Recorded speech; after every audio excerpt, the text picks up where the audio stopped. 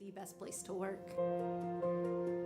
I love working here. I feel very blessed. I love it here. I look forward to coming to work every day, being a part of this team. Like a family away from home. Where everyone feels like everybody knows their name. A city that supports you. We see that with our benefits. A pension, vacation days, job security. Being able to be heard. We feel valued. We feel respected. Lee Summit is a very progressive city. It's growing, it's thriving. We have this drive towards not just doing a job, but doing it with a spirit of excellence. I had the opportunity to continue to grow, regardless of 30 plus years doing this kind of work. It's more than just dollars and cents. We're here really to give back. Providing a service to better a community. To go out and serve people. To be a part of something bigger than yourself. If I would have known what I know now, years ago, I would have been here much sooner.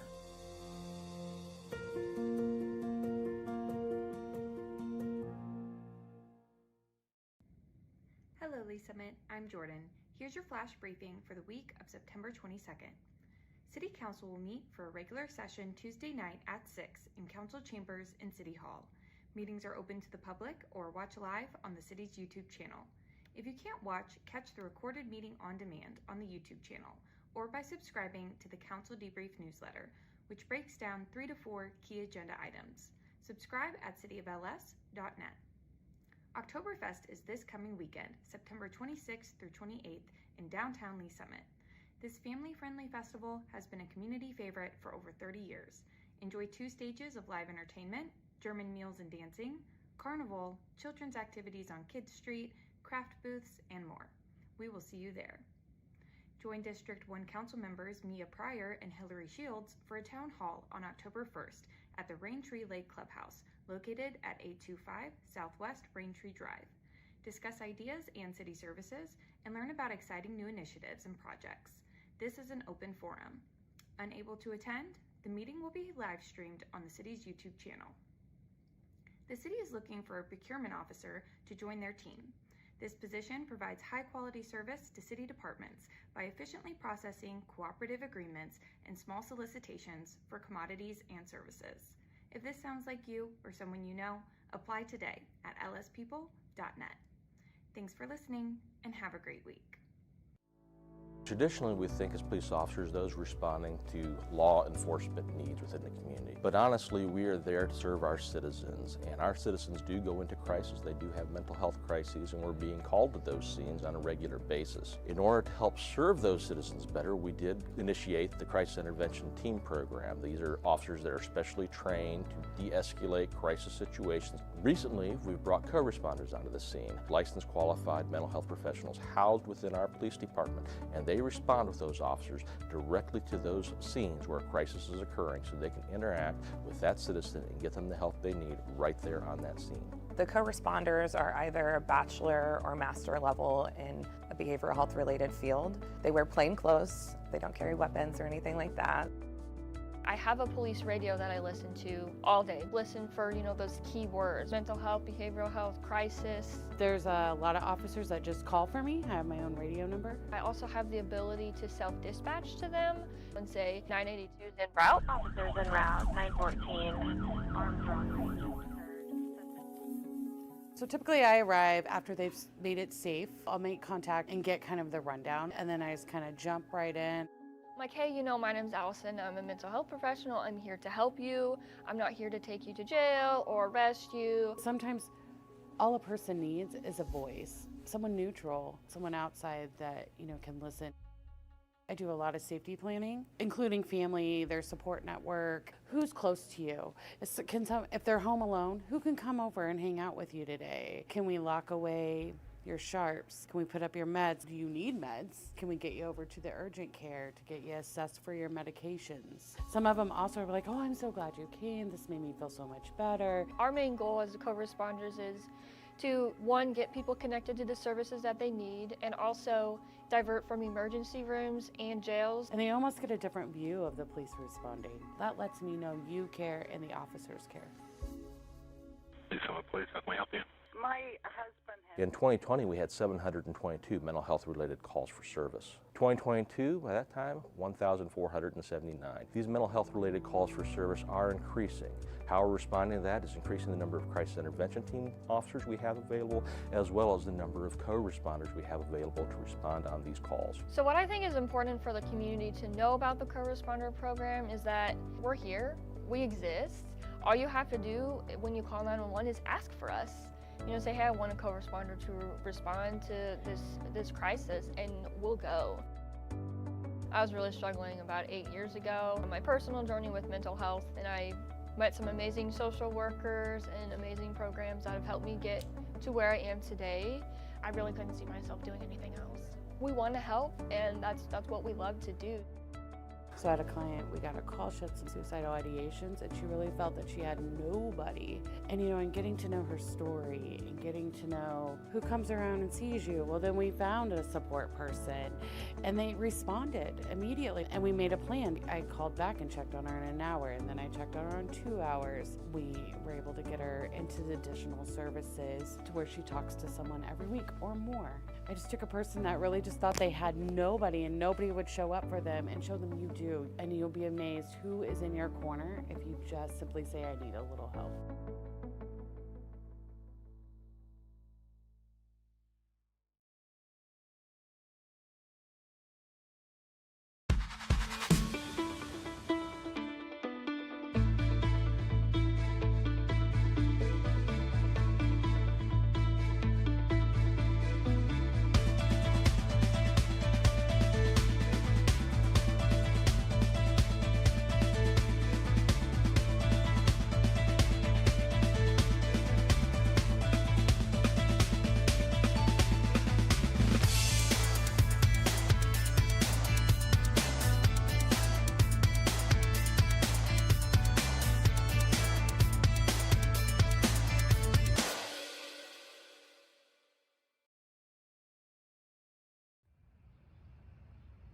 Member Lovell.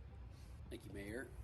Great presentation, Ryan. Thank you. Is there any indicator that shows, are we supporting a need? You know, they talk about like gym rats, kids that grew up with their dads that were coaches. Like I was a city hall rat.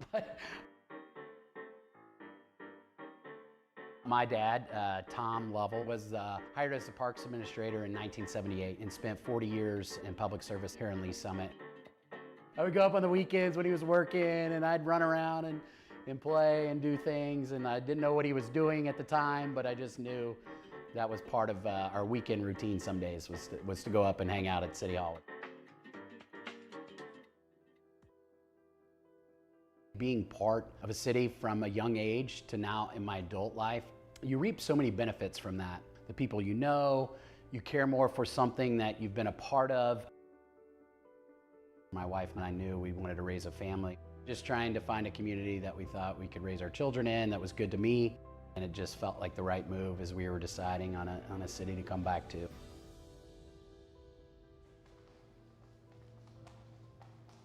Fortunate to have started a business in 2018. I founded Lovell Insurance Group, and we are a business insurance brokerage. So we help businesses procure insurance. Decided to throw our flag in the ground here in Lee Summit, and it's grown. I also have this passion for learning and curiosity, and I started a podcast series. So I really enjoy this opportunity where I sit down with business owners and tell their story, and get this out to other people in hopes that maybe it betters their life and gives them some inspiration or something. It's going to be a really exciting time, and obviously this city is in my blood. My dad's been a part of it for a long time, so I'm really excited. Thank you all. A lot of people would say I was crazy, right? So why do you throw your hand up and subject yourself to going into city politics? I think, especially as I've gotten older, I just felt, maybe a civic duty, like a responsibility to say, hey, this city's been great to me. Here's a way that I can give back and take some of my skills and put them to work for the people of this city. I wanted to bring a different, maybe way of thinking and take some of my business acumen and see areas that it may apply to how we develop and grow this community, and just give a different perspective. One of our biggest challenges, but also one of our biggest opportunities, is how do we develop and grow this community we don't want to grow too fast, but we want to grow at a pace that helps support, who and what we are as a community. So, we've got a lot of opportunities, whether that be through development or parks. We've got a lot of land coming on board. So I just think it's important, it's a challenge, but it's also our greatest opportunity. And so we just got to be smart how we do that. It's just asking some different questions. I'm one that, I'm not contrarian for contrarian's sake. What I am is someone will tell me something and then I want to get to that position with them by just asking thoughtful questions along the way.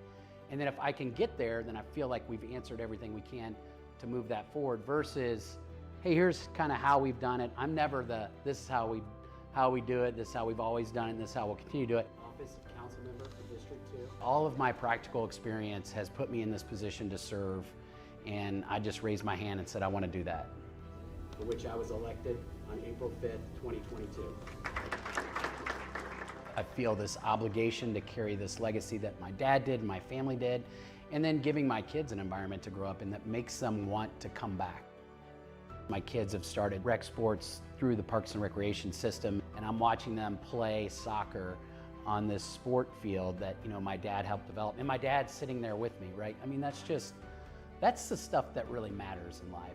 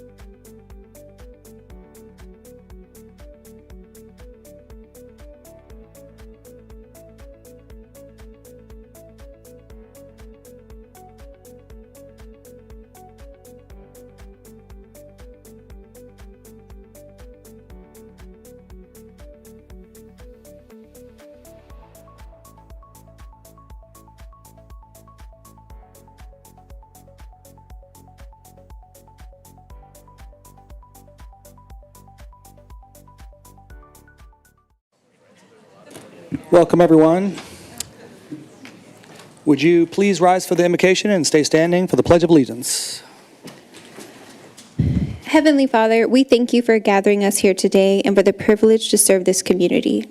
Lord, you know the events our nation has faced over these past few weeks, moments that have stirred emotions, brought both sorrow and hope, and reminded us how deeply we need your guidance. We ask for your wisdom as we make decisions tonight, for unity of heart and purpose, and for strength to lead with compassion.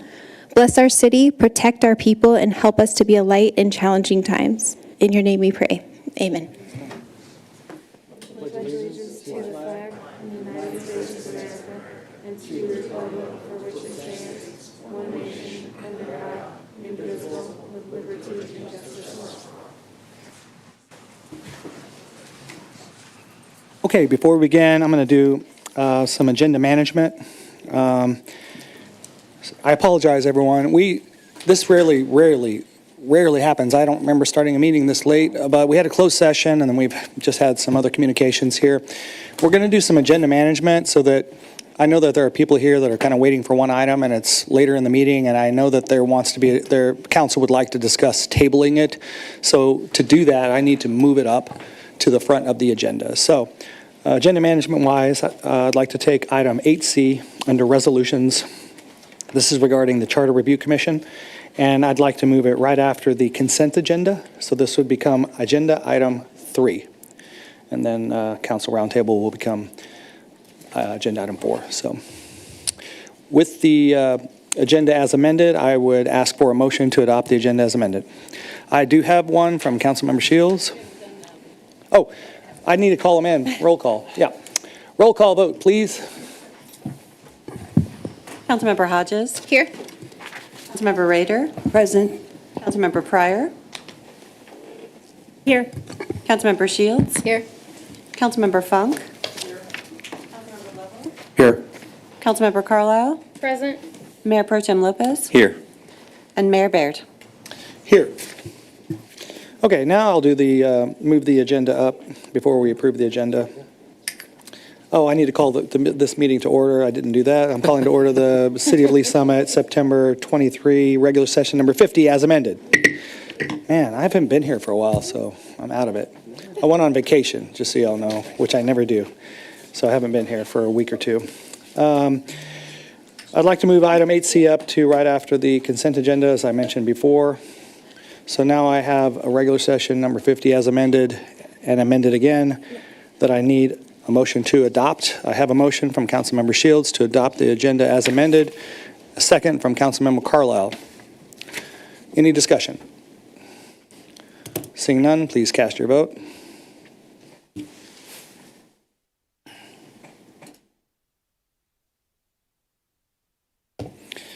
All votes are in. Please record the vote.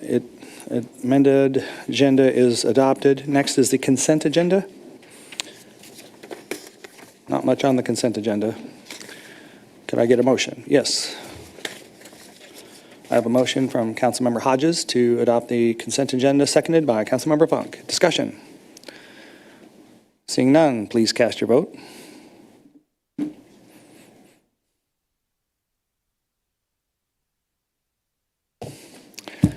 All right, all votes are in. Please record the vote.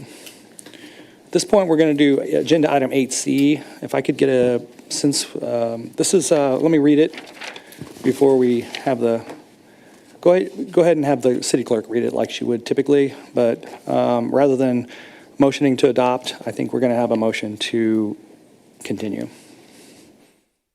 Resolution number 25-22, a resolution establishing the 2026 Charter Review Commission for the City of Lee Summit, Missouri.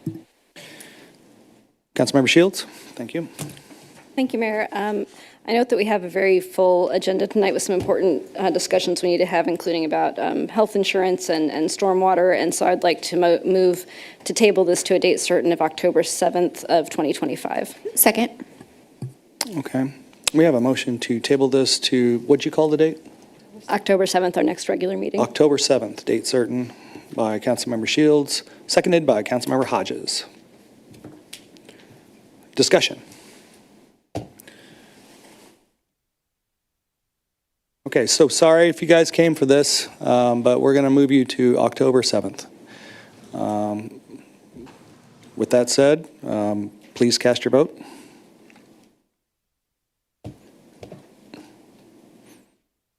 All votes are in. Please record the vote. It does pass unanimously, so we'll see most of you on October 7th. That takes us to Council Roundtable. These are items of general interest, things going on in the community, maybe in your district. Councilmember Shields. Well, as usual, the first district continues to be the best district because we are having Oktoberfest here this weekend. So hopefully everybody will come out and enjoy that. Is this weekend? Very good. Thank you. Councilmember Pryor. Thank you, Mayor. October 1st, the best district is having a, what's it called? A town hall and at the Raintree Lake Clubhouse. So from 5:30 to 7. I keep getting the time wrong, so. You might be there. I might be there, I might be late. But yeah, so October 1st, super important. Hopefully we have a good turnout. Thanks. Thank you. I think Council Roundtable, any more? Did my proclamation person make it? Yes, she did. Okay, I'm going to do a proclamation. Would you like to meet me up front?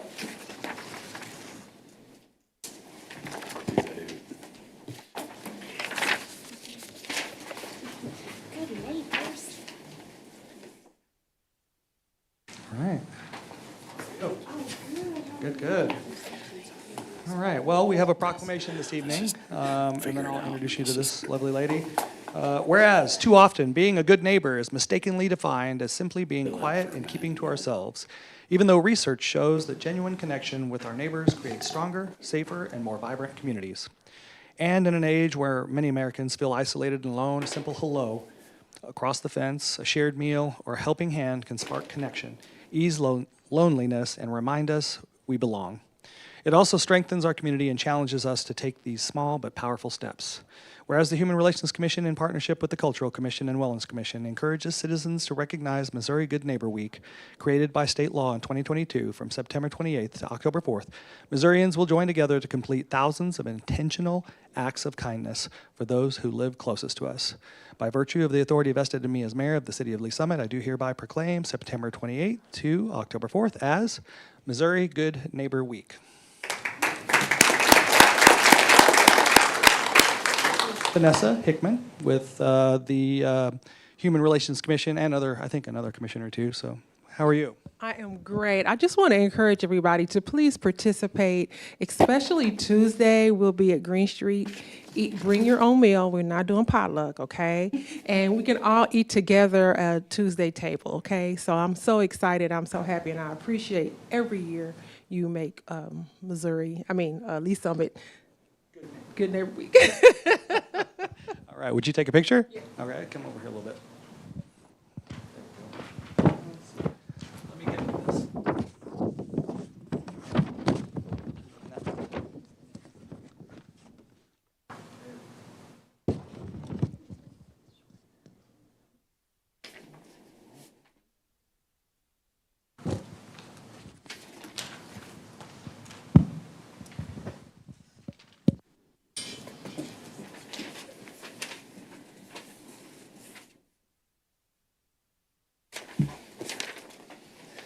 What a great theme to start the council meeting off. Good Neighbor Week. All right. We're going to public hearings right away, aren't we? We got business to do. So we got a night full of business, actually.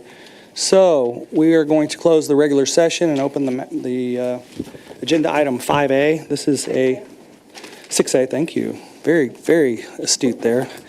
6A, which is a public hearing for preliminary development plan, Small Sliders, 101 Southwest Oldham Parkway. Paxvesta LLC is the applicant. Would all those wishing to speak to this matter please rise to be sworn in by the city clerk? To tell the truth, the whole truth, and nothing but the truth, so help you God. All right.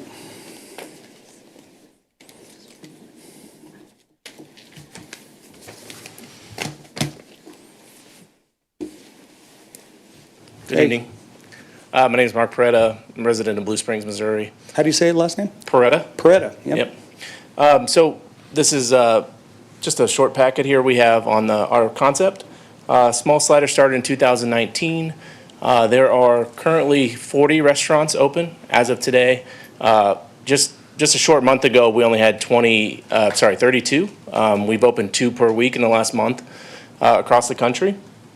300 in development across the country right now, several states, a lot in the South, and then actually the best performing restaurants are in the Midwest right now.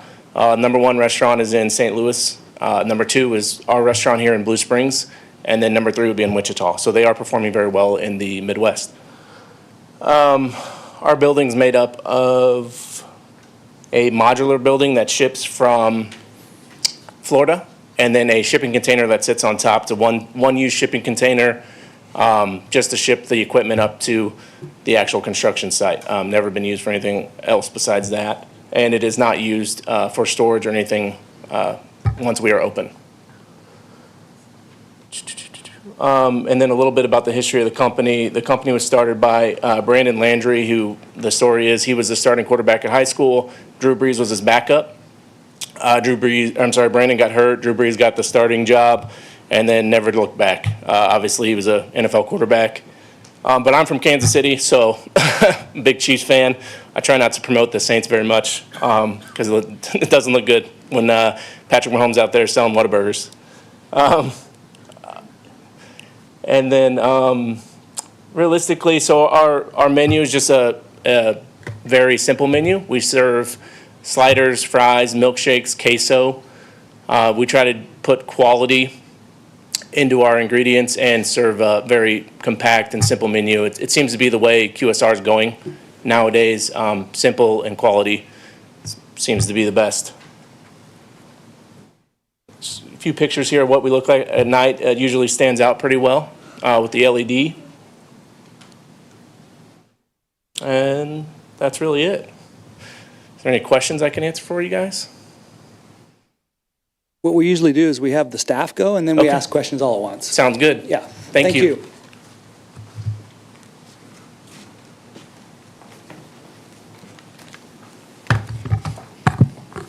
Good evening. Hector Soto Jr., Senior Planner. I'd like to enter into the record Exhibit A, list of exhibits 1 through 24. Please enter into the record Exhibit A, 1 through 24. So the application that you're considering tonight is for the preliminary development plan for the 930 square foot small sliders facility in Lot 7 of Oldham Village.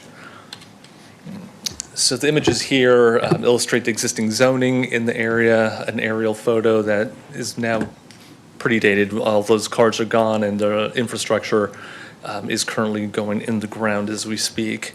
The image on the far right is, for those that may or may not recall, about 8 months ago, the preliminary development plan for the overall Oldham Village project came before you. And at that time, Lot 7, which is in that lilac piece there in the middle, was included as part of the overall approval of Oldham Village. So at that time, the applicants were not in a position to provide architectural drawings yet. They did provide rendering, but not architectural elevations with color palettes and materials called out.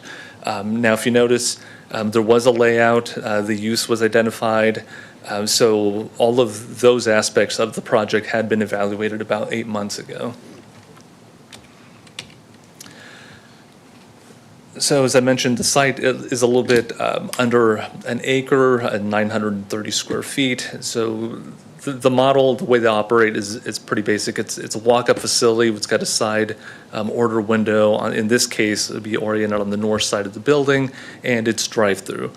There is no interior dining area, but there is an outdoor seating area under a canopy on that north side of the building. So one of the talking points that received a lot of attention at the Planning Commission was concern over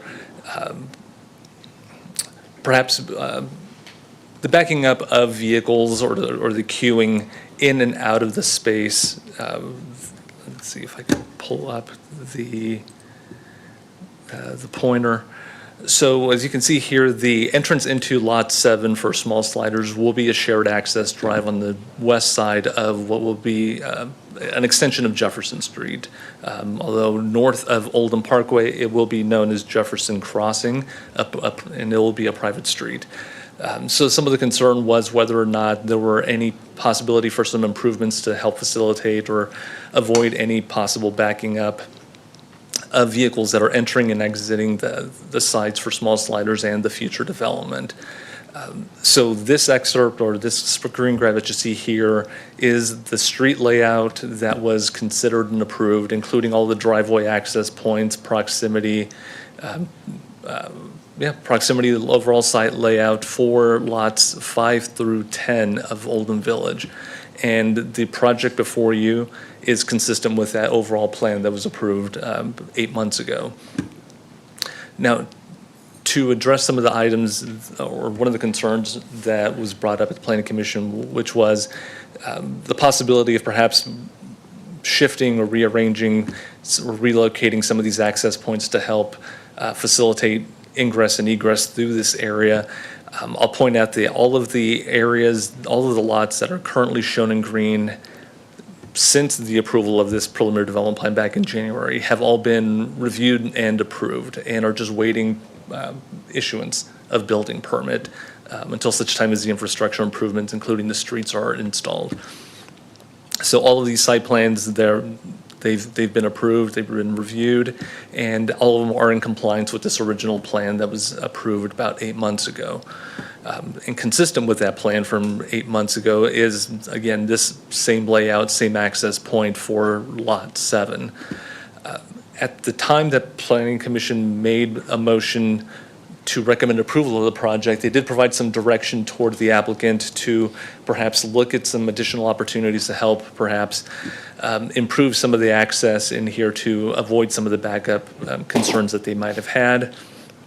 The applicant has moved forward with the plan, and there have been no changes to it. One of the things that was mentioned by staff at the Planning Commission level was that since we don't quite know what Lot 6 will be, it still provides us the opportunity to reconfigure some of the geometry entering and exiting the site to help address some of those concerns that might be there. So rather than a through drive here, it might be possible to make this more of a T where any inbound movements into Lot 6 would have to make a turn toward the north and then provide some additional queuing or avoid some of the backing concerns that the Planning Commission expressed.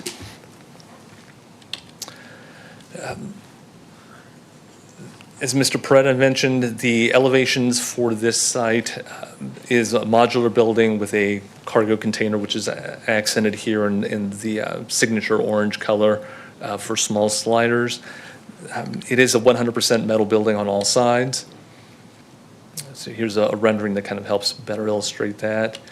And here are some comparable buildings that have been reviewed and approved within the last couple years that are consistent with the overall form of the buildings, are very rectilinear buildings, simple shapes, no flat roofs, and there's a wide range of use of metal facade on all three of these buildings.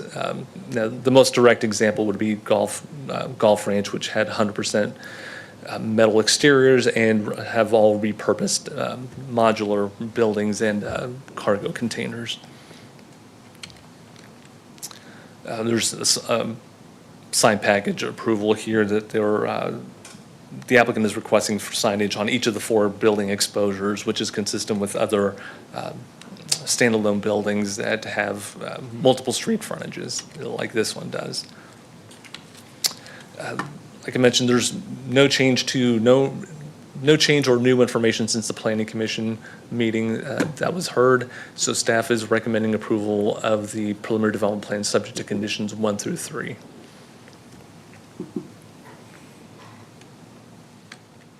Okay, does that conclude, sir? Yep, sorry, okay. Yes.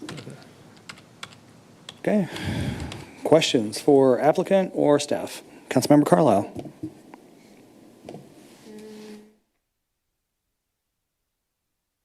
Thank you, Hector.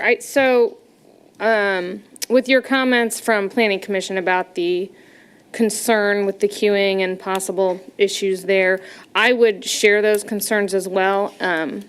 Thank you for saying that because the other area has not yet been made, that you can do some kind of something in that entrance area. So hopefully that would remove any concerns about the parking backup, or well, queuing backup, because you're not really parked. But so I would just please note that I would like to make sure that we do as much as possible to ensure we don't have queuing problems there. Thank you. We'll do that. Thank you. No, that's good. You've been here before. When it comes to queuing, she's seen some times we should have, rethought something, so. I'm not seeing other questions other than, so Lot 5A is going with, looks like Q39. So that's their spillover parking. That is correct, Okay. yes. And, okay. Very good. Councilmember Lovell? Thanks. So just a question on Lot 8 there, the Chick-fil-A? Yes. That's the one that gives me the greatest concern. Is there a ingress there coming down Tract C? That two-way traffic? So you got... Right, so the new private street will be two-way traffic all the That way. one where your red light's at right there. So you got coming in off the light up there. You can go into Chick-fil-A there. So you got a... Yeah, there'll be ingress and egress at that north entrance. So you don't anticipate any queuing there on Track C, like going into that to try and get there? Because they're going to have to cross traffic, right? Because that's two-way. They would, I mean, there will be possibly some way, because there will be some turning movements that are traveling. Or they come northbound back up around there. and then they cross traffic over there, or they're coming in on the other side. Right. I'm sure Chick-fil-A's reviewed it. It just feels like that's going to end up being a huge queuing back into that light on Track C, especially people trying to go in there. But I have to trust you guys and Chick-fil-A, I guess, and the developer know. That just feels like a backup city there.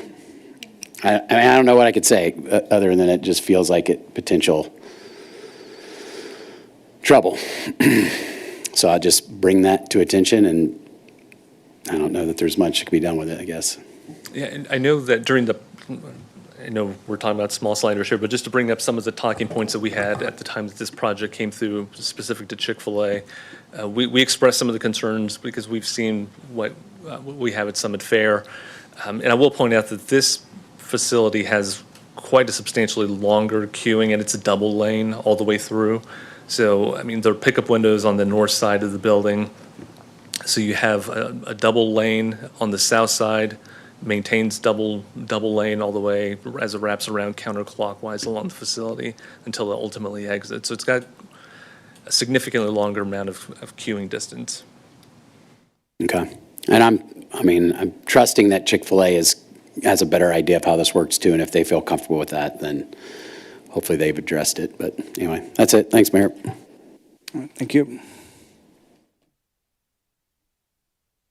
Okay, I'm going to go to the next portion.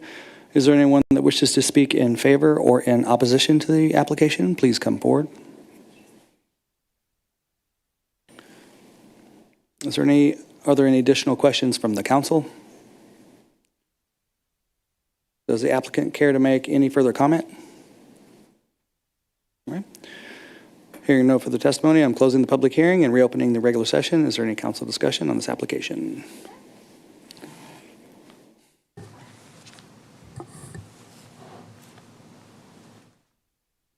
Very good. Then, Councilmember Pryor, would you read Bill number 25-171? Thank Thank you, Mayor. I move to advance to a second reading, Bill number 25-171, an ordinance approving a preliminary development plan for small sliders on approximately .88 acres of land located at 101 Southwest Oldham Parkway, all in accordance with the provisions of Chapter 33, the Unified Development Ordinance of the Code of Ordinances for the City of Lee Summit, Missouri. Thank you. We have a motion to move to second reading, Bill number 25-171 by Councilmember Pryor. Our screen's frozen.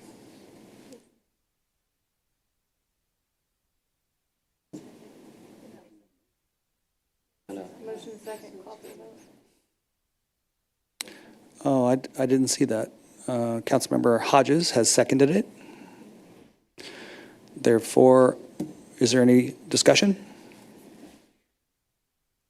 Seeing none, please cast your vote. All votes are in. Please record the vote. Does pass 9-0. So it'll go to second reading, and thank you for investing in Lee Summit. Okay, next we have another public hearing. This is a really fun one that we get to do every single year. It's a public hearing for the proposed 2025 property tax levy for the City of Lee Summit, Cass and Jackson Counties, Missouri for the calendar year 2025. Would all those wishing to speak to this matter please rise to be sworn in by the city clerk? To tell the truth, the whole truth, and nothing but the truth, so help you God.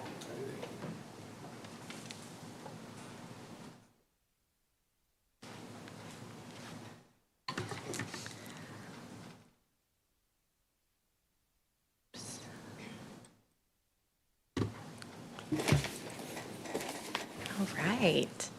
Good evening, Brianna Burichter, Director of Finance. Tonight we have the 2025 property tax levy rate hearing. We will quickly review together the assessment and levy process, the assessed valuation trends that we're seeing, a quick overview of the Hancock Amendment before we dive into the city levy calculation, and end with a summary of the levy comparisons. The annual assessment process starts as of January 1st on the property that you own. In March and July, we receive preliminary assessments, and in April, we set our preliminary levy assessment, which we just said it would remain the same. And right now, we are at the golden arrow in September, and we received our final assessed valuation from Jackson County on September 2nd. And we did our public hearing publication on September 13th, and we are here tonight having our public hearing, and we have to adopt our levy rates this evening, and so that we can get those submitted before October 1st to be in compliance with state statute.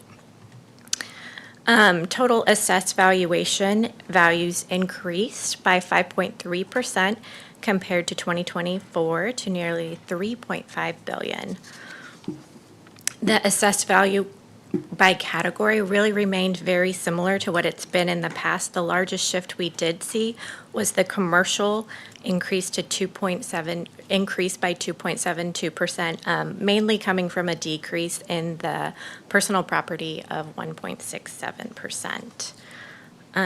New construction compared to 2024 increased by 151%. Improvements to personal property decreased by 32.6% for a combined increase of 78.8%. Next, I want to cover and just make sure everyone is aware of what the Hancock Amendment is, because it is important in how we calculate our levy. It establishes a revenue levy limit for general and parks and recreation funds to yield the same gross revenue from existing property adjusted for changes in the general price level, which is really the CPI, Consumer Price Index, as could have been collected in the existing authorized levy on the prior assessed value. It's kind of a mouthful, but in essence, there is an exemption for increased revenue for new construction and property improvements. That's why I shared that information earlier.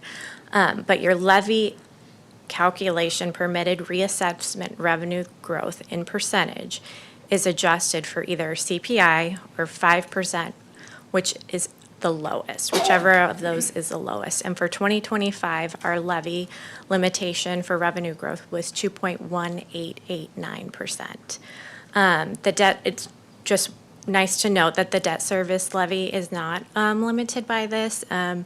It's really based off the principal and interest that you have that's being serviced from your debt fund. All three portions of the city levy are subjective to voter-approved limits. So we will dig into that levy calc now.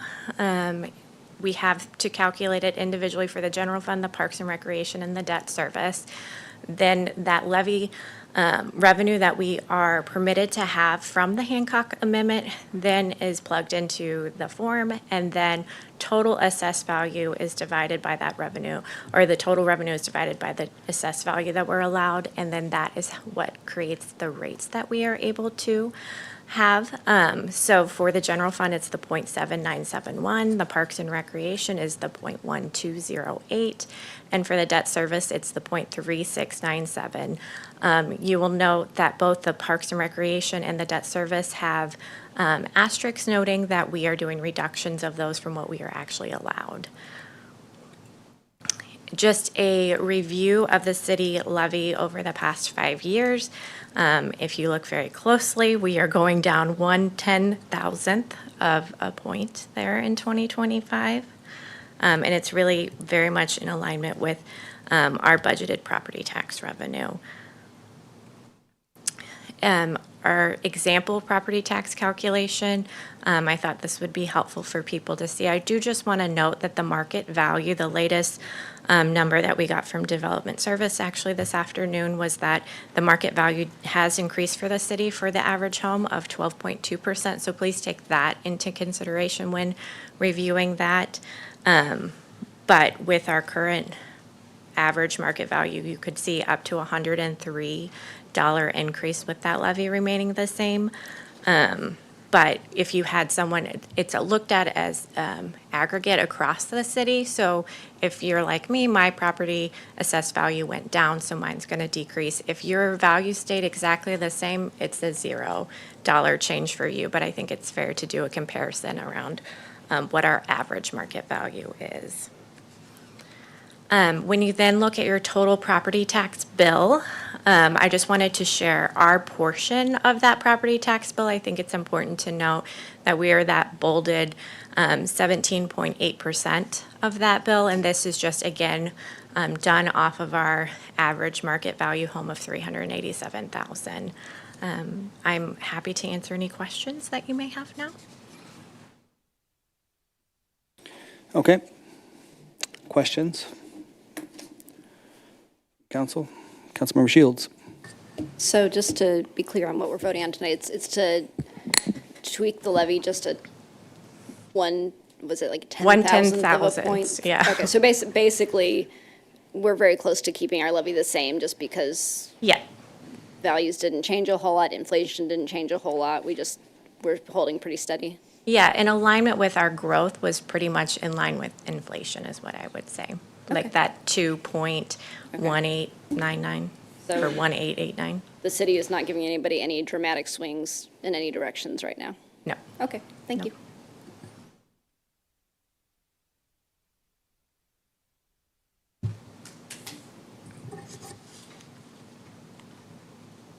Okay, thank you. Do you do estimated revenues off that 2.18? Yeah, I have that number. It was actually like 230,000 more than what we had budgeted. Okay. So our estimated property tax revenue is $27,850,549. So, and we had budgeted $27,612,967. But we budgeted like 2%? What? We budgeted a 2% increase and it went up 2.1 something? Yeah. Okay. Well, no, we didn't budget a 2% increase. I think we budgeted a 4% increase, but that is just slightly above what we budgeted. So, I mean, the difference is $237,582. So I'd like to say off of a $27 million number, that's not a bad variance on our estimate from our budget. What did you budget? What percentage? I think it was a 4%. It might have been I can't- Yeah, I think it was a 4%. Oh, because of the new construction. Yes. Yep. Yeah. That's the difference. The new construction I'll- pushed I'll that confirm higher that because for that's sure not for part you. of the Hancock Amendment, the new construction. Okay. No. So Yeah. about half of it was new construction of the increase. Yes. Okay. And then you said it was, so what is that, that total increase when you count the new construction and the CPI that we get? What amount do our revenues go up? I don't We have would project. that exact number. So you projected a 4%, and this is going to affect it. You said 230,000 more than that. Is that correct? Yes, yeah. So this is coming in 238,000 more than what we had budgeted. Okay. So it was 4%.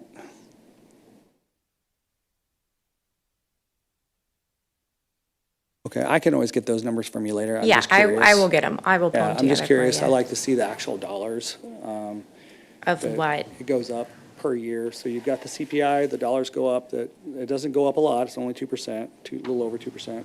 Then you got the new construction dollars, and you're saying that basically what we budgeted is what happened for the most part. Very close. I mean, not spot on, but not too shabby, I don't think. I don't think it has the dollars. New construction was, but that shows 70, But you want it kind of broken out for each of the pieces. I can send it to you for Okay. sure. yeah, I'm curious. Yeah. Okay. Anything Other else? questions? Okay, do you have any exhibits to enter? Is this something you These need to enter into the exhibits? record? Yes, could I enter these exhibits? Okay. Yeah, could you please enter into the record the presentation for the tax levy for There's 1 through 2025? What'd you 12, say? I think there's 12 slides. 12 exhibits, 12 slides? Yeah. Yes. Please enter that into the record. Is there anyone here that wishes to speak in favor or in opposition to the application? We just pretty much have to follow state law, but any additional questions from the council? You want to say anything further? No. All right. Thank you. Hearing no further testimony, I'm going to close the public hearing and reopen the regular session. Is there any council discussion on the application? All right, seeing none. Councilmember Funk, would you please read Bill number 25-172? Thank you, Mayor. I advance the second reading, Bill number 25-172, an ordinance setting the tax levy for the year 2025 for the city of Lee Summit, Jackson, and Cass Counties, Missouri, and containing an emergency clause. Thank you. We have a motion to move in second reading, Bill number 25-172 by Councilmember Funk, seconded by Councilmember Hodges. Discussion? Seeing none, please cast your vote. All votes are in. Please record the vote. And it passes 9-0. Thank you all. Mayor, Yes. we can read that one twice tonight since it's got an emergency clause, so you can move, have that Understood. second reading. Councilmember Funk, would you please? Thank you, Mayor. I move for adoption Bill number 25-172, an ordinance setting the tax levy for the year 2025 for the city of Lee Summit, Jackson, and Cass County, Missouri, and containing an emergency clause. Thank you. We have a motion to adopt Bill number 25-172 by Councilmember Funk, seconded by Councilmember Carlisle. Discussion. Please cast your vote. All votes are in. Please record the vote. It's adopted 9-0. Thank you all. We are on public comments. I have Ms. Vollenweider here tonight.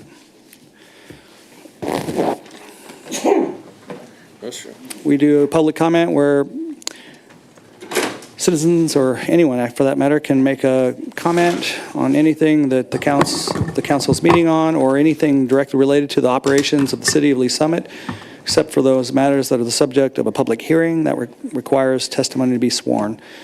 Each person's given 3 minutes. Ms. Vollenweider.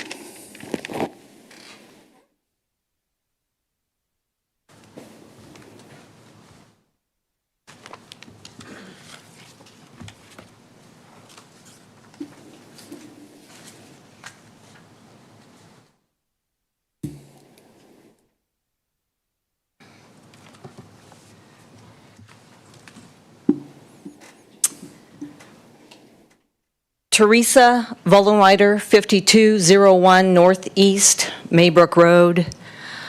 I'm getting close to getting all the stones overturned and the dots connected, I do believe.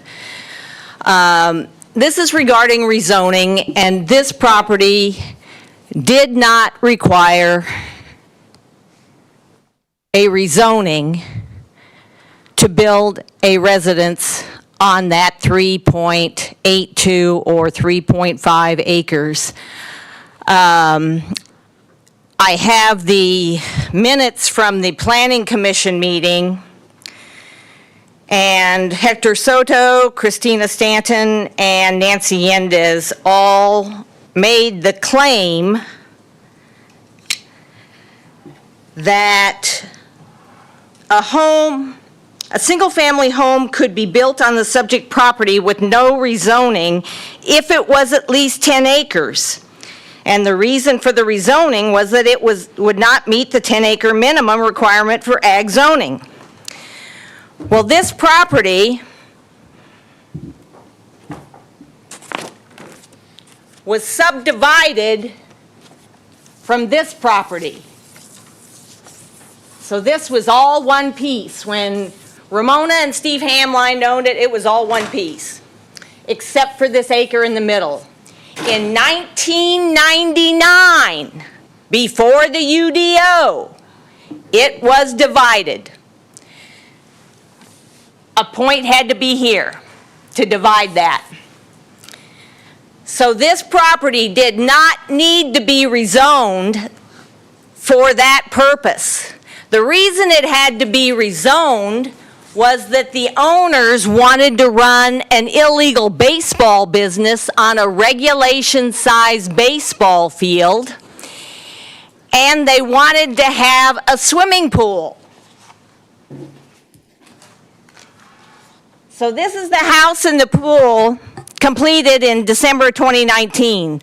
Public Works approved money for this storm drainage system, public, but it's actually private, and the city council then approved it on the 3/17/2020.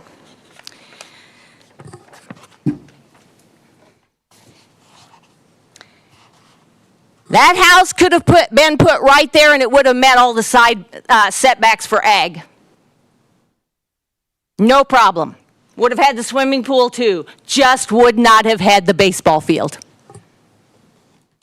But you could also do this.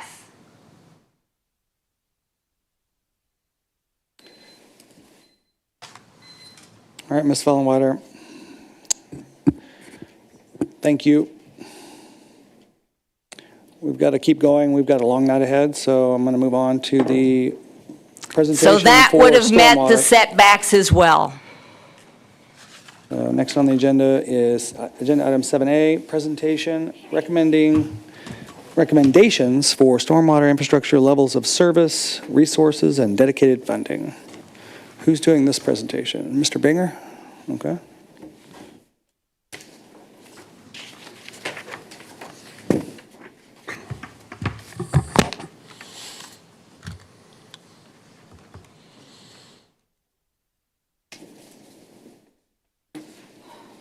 Okay, good evening, George Binger, City Engineer. This presentation is kind of the culmination of several months of working with the Public Works Committee.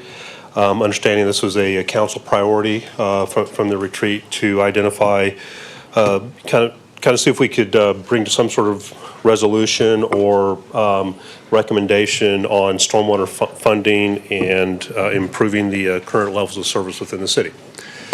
So I plan on stepping through this fairly quickly because some of this may be review, but please, if there's any questions or anything along the way, please let me know and I'll be ready to pause at that moment. So I'm going to walk through the history a little bit, deal with some of the issues, and then discuss the recommended level services. Again, this is what we discussed levels of service with committee, and then resources to excuse me, to provide those levels of service, And then the bottom line is we're asking council for a recommendation or direction for staff to prepare an ordinance for a sales tax election in 2026. So kind of walking through the history fairly quickly, again, this is going back to the 1990s when stormwater was first being looked at, and you kind of look at some of the events that have taken place in that time. 2004 was the first iteration with the Citizens Task Force that recommended a stormwater utility dedicated funding. Then that came about again in 2007 with the LS 360 strategic plan. That led to the bond issue for capital improvements to identify specific stormwater issues. And then we came back in 2017 with looking at 2017, the CIP sales tax to continue some of those capital improvements. And then we started this discussion on stormwater utility. We looked at funding it through a utility mechanism. And a lot of the reason that utility mechanisms came into play because when the Clean Water Act was enacted in the 1980s, there was no funding associated with that. So with the advent of the tax and expenditure limitations such as Hancock Amendment, Prop 13 in California, agencies were looking for ways to do that where they didn't have to go to a public vote. And that was developing a utility, a user-based fee to do that. Now within Missouri, there's some, that hasn't really been done at this point. It's very common in Missouri to do sales taxes. If you go to Kansas, you'll find utilities are much more common there, and it just has to do with how the state laws are set up in that situation. So looking at here in Lee Summit, this is just kind of a map or a graphic of the work orders and service requests that we receive in Public Works over this period of time, and you will see it covers every part of the city in some shape or form. This could be cleaning out inlets, this could be sinkholes, this could be somebody has a question, they've got flooding in their house, in their yard, or other issues to look at. So one of the main issues we're trying to address with this is flooding. And again, you can see here some pictures of where we've had flooding in the past. Some of the more common areas are in the Oak Ridge Meadows and the Little Blue Valley floodplain area. And then just other areas, it's just where we've got older parts of town with the infrastructure and you know, sometimes the stormwater system is just not able to handle that. Then when we look at, when we start looking at some of the issues we're dealing with when we get onto private property, corrugated metal pipe is a significant issue. We've got about 112 miles of metal pipe. It tends to rust out over time and collapse, and then we get these phone calls and responses where we have sinkholes, whether it's exposing utilities, undermining fences, and you can kind of see here, this is the pipe that's kind of washed out from the pipe itself. And we look at this is currently we deal with this on a reactive basis, and you can see we've had to do budget amendments to address this in the order of over $500,000, and we typically spend anywhere between $10,000 and $100,000 per location to fix one of these sinkholes. So this is our current level of service with the reactive maintenance. And again, I mentioned the metal pipe is a major issue, and I kind of call this currently our sinkhole or orange fence level of service. So basically, this is an example we had where there was a sinkhole next to the house. It took approximately 12 to 18 months to fix this. So again, the conversations we had committee is, can we do better? Can we dedicate more resources, more crews, more equipment, so we can respond to these more quickly? The other thing we have to do in a stormwater system is look at our water quality. It's both regulatory as well as quality of life. As you can see in this example up here, where we have a mud flow into a stream, that basically kills off any aquatic life in that stream. It makes it undesirable. It has to be cleaned up. Erosion being an issue, and our streams, Longview Lake is a major, receives quite a bit of water here in the city. The other issue we have is that the stream bank erosion can expose utilities. This being an exposed sewer line here. This is where we see the undermining in a backyard where it's causing retaining walls, steps, and in one case, a swimming pool to fail. So these are things that we're trying to address with an improved level of service if we can get at this water quality and potentially some of the erosion issues. We talked about with the committee, like in the past, our stormwater crew calls themselves the Band-Aid crew because they're basically chasing sinkholes, fixing, and kind of following what they were doing one summer as they started out with this culvert. This was trying more of a proactive initiated method to go in and clean out the debris and silt from this culvert so we get better flow through the culvert. But then they got called off because they had to replace we had a sinkhole in the street. This is the pipe that's get pulled out of the ground. This is what the bottom of the pipe looks like. What this is showing, though, is down here we see an offset in the pipe, but with our current level of service, we just have to leave it. We can't go in and fix that because it's not under the road. It hasn't failed yet, so we're getting the failure fixed as fast as we can, knowing at some point in time we may have to come back and work on that. So this is what it looked like from the surface. And then this is typically trenching across the road, so now we're disrupting the neighborhood to fix this. And this all takes time, several weeks, and in the meantime, we're still back here with this culvert hasn't been touched. Then we get moved over to a basin, another sinkhole pops up, and this is still sitting here. So that's kind of our current level of service with the crew and with the crew and the equipment that we have at this time. Now, they can do a significant amount of work, such as, you can see they can get in here, they can clean out basins. We have equipment to do that. It's just, do we have the time to do that with one crew? So we looked at how do we manage infrastructure. So within infrastructure, if you look at, pavement, water main, and sewer, we generally have preventive maintenance programs for all of these systems. We do not have one for stormwater. And then we look at the impact if it's not done, we get the system failures. And on the stormwater system, that's where we're looking at sinkholes, flooding, infrastructure damage, like with the erosion, and damage to structures and properties along natural streams. And so what we're looking at is there a way we can move to more of a preventive program where we can evaluate and plan ahead and try to take some of this preventive maintenance, which generally runs about 1/10 to half the cost of corrective maintenance. So what do we need to improve our levels of service? Well, the centers, the cost centers we're looking at, obviously we have the system maintenance. That's where we look at inspections, cleaning, repair, channel cleaning, culvert cleaning. With stormwater, we also have the water quality compliance. The city is a holder of a stormwater permit regulated by the Department of Natural Resources, and it's through the Clean Water Act, where we have to do things like erosion control. We have to do inspections. We have the housekeeping, compliance reporting. So those are all things that we have to do as part of our permitting. Then we have engineering and planning. Can we look at managing the flood risk mitigation programs, ways we can reduce flooding? Can we look at improving our operations to where, again, we're getting that preventive maintenance? And then looking at, our planning, developing master plans where we can develop capital improvement plans for stormwater and planning so that we can address some of these up front with new development. And then, of course, there's the administration side. That's the customer service issue. That's planning and administration. So that's another cost center we need to address. So we looked at levels of service. What's on left is required. Again, those are the permit, and the MCM stands for mandatory control measures. Those are things we have to do for our permit, such as the erosion control. Floodplain management, we're a member of the National Flood Insurance Program, so we have to meet those criteria that FEMA has placed on that system in the program. So we look at public safety, are the things that we can do in regards to ensuring we have access during storms and events and better repairs to the system. So you looked at where would we like to go? Well, one, we'd like to look at, can we increase our capital improvements? Can we reduce the time it takes to make repairs to the system?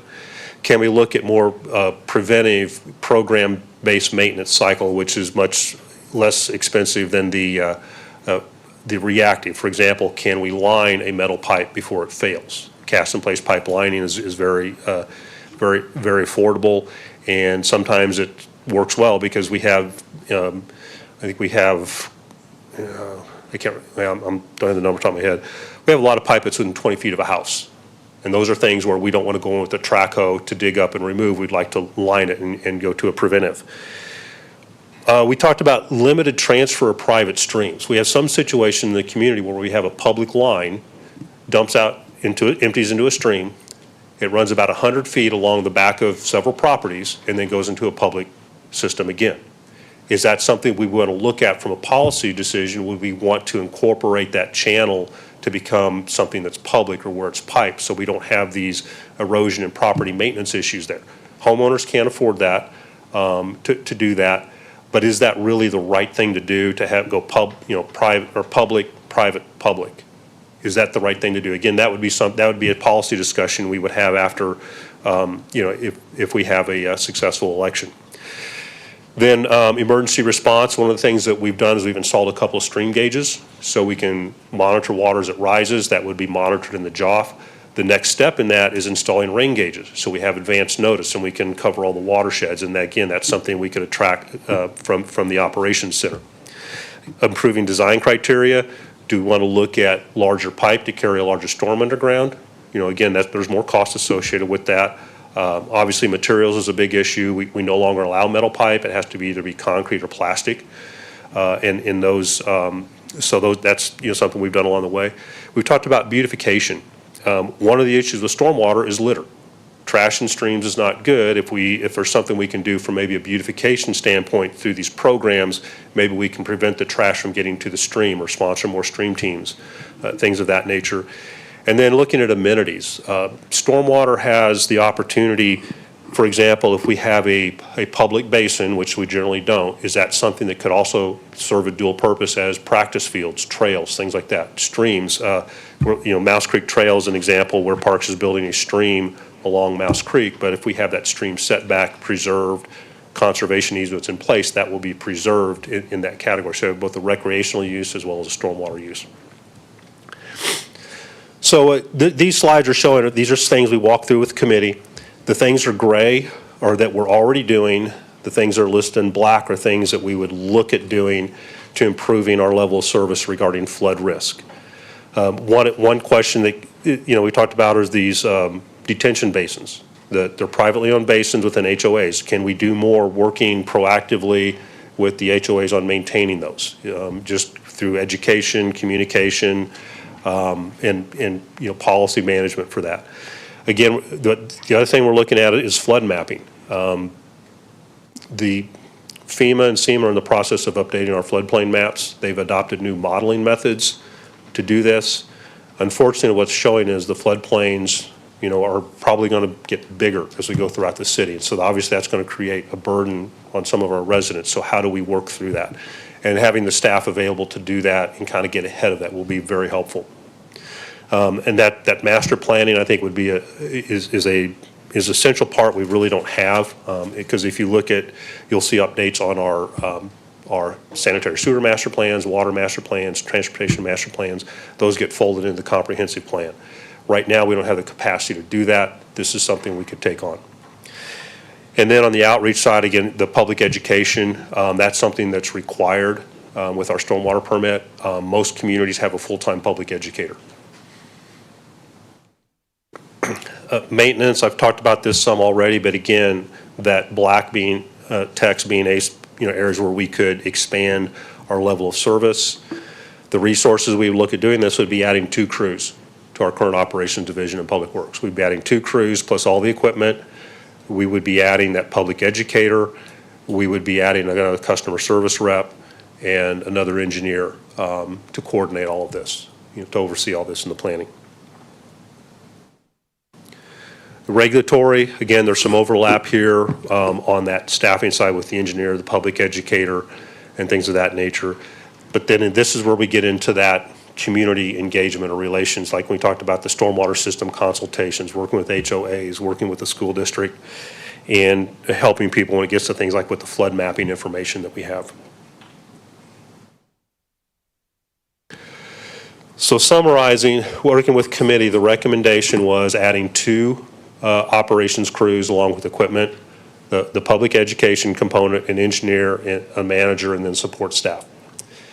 We would add funding for small capital improvements and maintenance. This would be like an annual small capital program. This doesn't preclude us from going out for bond issues or additional funding and through other programs, but that would be something we have on an ongoing basis to facilitate these programs. Master planning would be important to that, and that cost would be about $6.1 million per year in current dollars. This is kind of a graphic showing some of the different options we looked at. This is where we were at currently when we started the study, and we're still about this range, $800,000, $850,000 in our annual budget, operating budget for operations and maintenance and stormwater. If we look at adding one crew, it would be this level. 2 crews is the $5 million, and then the $6.1 million adds the 2 crews plus that small component for capital improvements. So this is kind of a summary of some of the different options we looked at in regarding to level of service.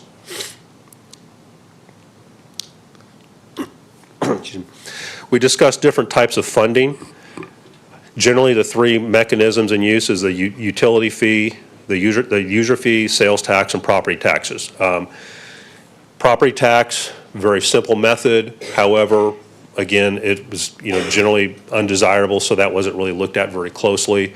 But if that would be an additional 22 cents per $100 of assessed valuation on the levy.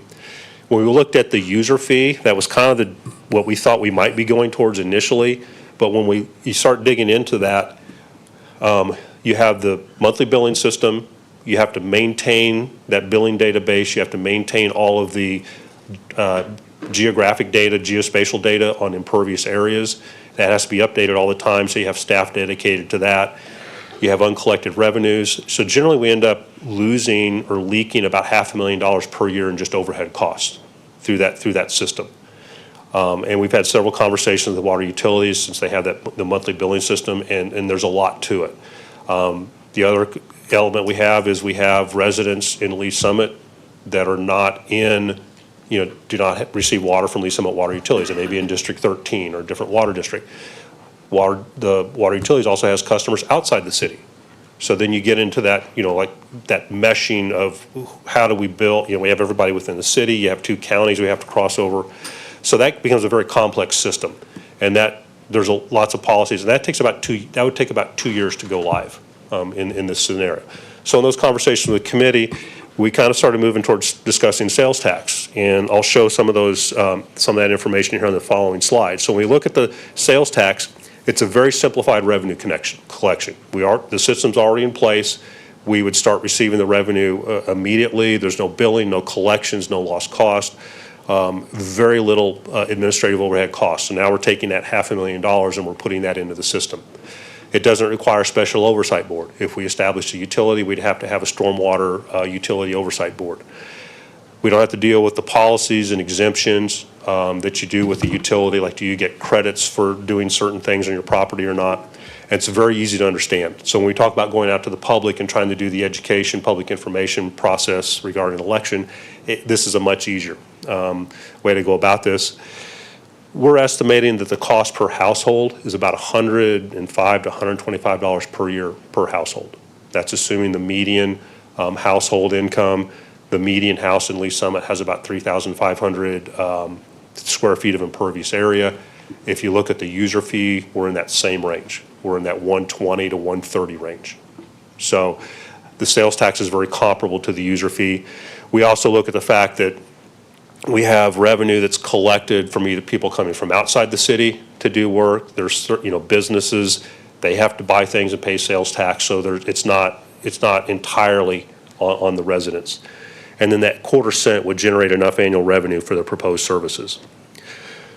So looking at Missouri has a statute that allows for a sales tax for parks and stormwater services. We currently have a quarter cent for our parks department, and we've had conversations with them, and they're very comfortable with that level at this point.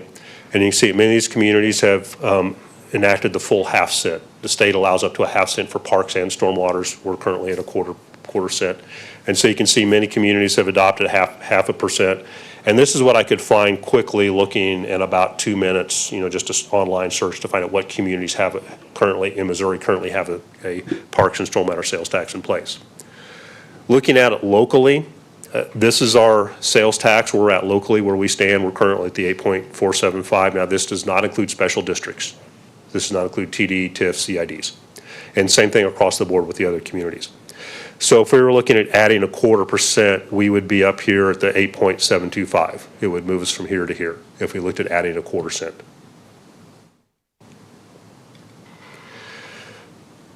So in the end, kind of what the committee was kind of concluded, yes, There needs to be improvement to our stormwater management. The main areas to address flood risk mitigation, the stormwater quality, permit compliance, and adopting a more proactive approach to managing our stormwater infrastructure. We're looking to increase levels of services for better efficiency, reduce our long-term costs, reduce our response time on some of these repairs, and then improve the public safety, incorporate some of this into our emergency operations planning, and then improving water quality along our lakes and streams. Excuse me. So to achieve those levels of services, the resources, we'd be looking at adding the 2 crews. We need the revenue, the $6.1 million, and that recommending the sales tax, being that's a very common method here, and it seems very comparable in cost and what we get compared to the other methods. So the recommendation from committee was the 1/4 cent stormwater sales tax, an election in 2026, and looking at the election calendar, staff would suggest the August election, being April's municipal. It would be very quick on our end to turn around to get the public information and that type of stuff out to the public. As far as planning for that election, August is the primary election. That's scheduled for August 4th in 2026, and then November would be the general election on November 3rd. And what staff is asking from council at this time, would we like to move forward with a ballot measure for a sales tax election to fund stormwater services? And with that, I'd be happy to answer any questions. All right, very good, thank you. Questions for Mr. Binger? Councilmember Shields. Thank you, Mayor. When you talk about that $6 million a year or so cost and being able to add a couple of crews and some additional staff, how does that $6 million break down in terms of materials, equipment, salaries? I'm just sort of curious, high level, like what all that ends up going to. I don't have that detail off the top of my head. I'm trying to go off memory here. So I want to say the staffing is about, let's see if I have it.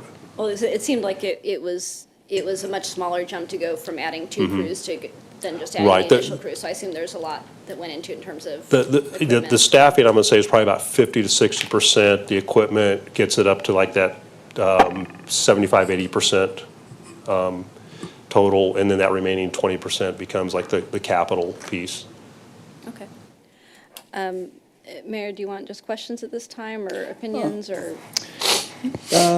You can do both at this point. I mean, we've seen this presentation a few times over the years. I do appreciate the clarity. I think this presentation's got a lot better, specifics as far as how we'd be using the money. But yeah, go ahead and give comments as well if you have questions or have comments too. I know I've been one of the voices that's been a little bit hesitant on this in the past. But I do think we really do need to take action on it at this point. We all together identified this as one of our big rocks that we need to address. I know it's one of those things that organically comes up from constituents. Stormwater flooding it's a big concern for folks, and especially when you talk about all those pipes that run so close to people's houses, being able to proactively address those, I think, is really important. When you talk about the bigger floodplains that are going to be coming out in the FEMA maps, the floodplains aren't bigger. We're just getting better at identifying them and modeling them. Like, the risk is there whether we, it's important that we start to acknowledge that. And, we always sort of, I don't even, joke isn't the right word to talk about how often we see 500-year storms. We say that we're building this infrastructure to handle 100-year storms, but they happen every other year, it seems like. So, like, we have to get serious about addressing that, and I think I appreciate the different funding mechanisms that you presented and the pros and cons of each. I agree that the sales tax seems to make the most sense in terms of being easy to administer, and if we can get some of those tourism dollars that we're always talking about put to work on our infrastructure and making sure that those roads are safe to drive on when folks are coming to events in our city, that seems totally reasonable to me. So I would be in support of moving forward with this, and if the August ballot makes the most sense in terms of timing, I think that seems fine. So thank you very much. I know this has been a very, very, very long process, and I appreciate it. When you showed that timeline of all those events, I was like, that's a lot of things to happen since we've started talking about this. So thank you. All right, thank you. I think one thing to add, Mr. Binger, the April election is often, well, first off, there's just a lot of issues on there, from school board to city council, this time mayor. But also, I believe the school district is doing a bond. Is that correct, Mr. Dunning? They're discussing Prop C. Prop C, that's right, Prop C.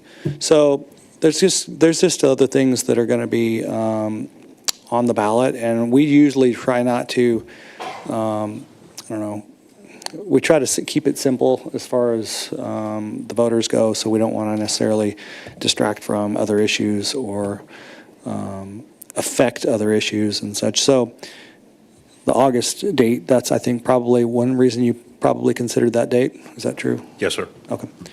All right. Thank you. Councilmember Hodges? Thank you. So I guess my question is, are we not currently funding in some way stormwater currently? Because even if it's, I know it's not for the big project, but are we doing something currently? Currently, we have in our annual budget about $800,000 per year for operations and maintenance. And that's that reactive maintenance, that sinkhole repairs that we're doing. The other thing we have is in our current capital improvement sales tax. We have the program for capital improvements to mitigate structural flooding. Those are projects where a resident has reported they have flooding in their home, an inhabited structure, and the proximate cause of that is either a lack of public infrastructure or failed public infrastructure.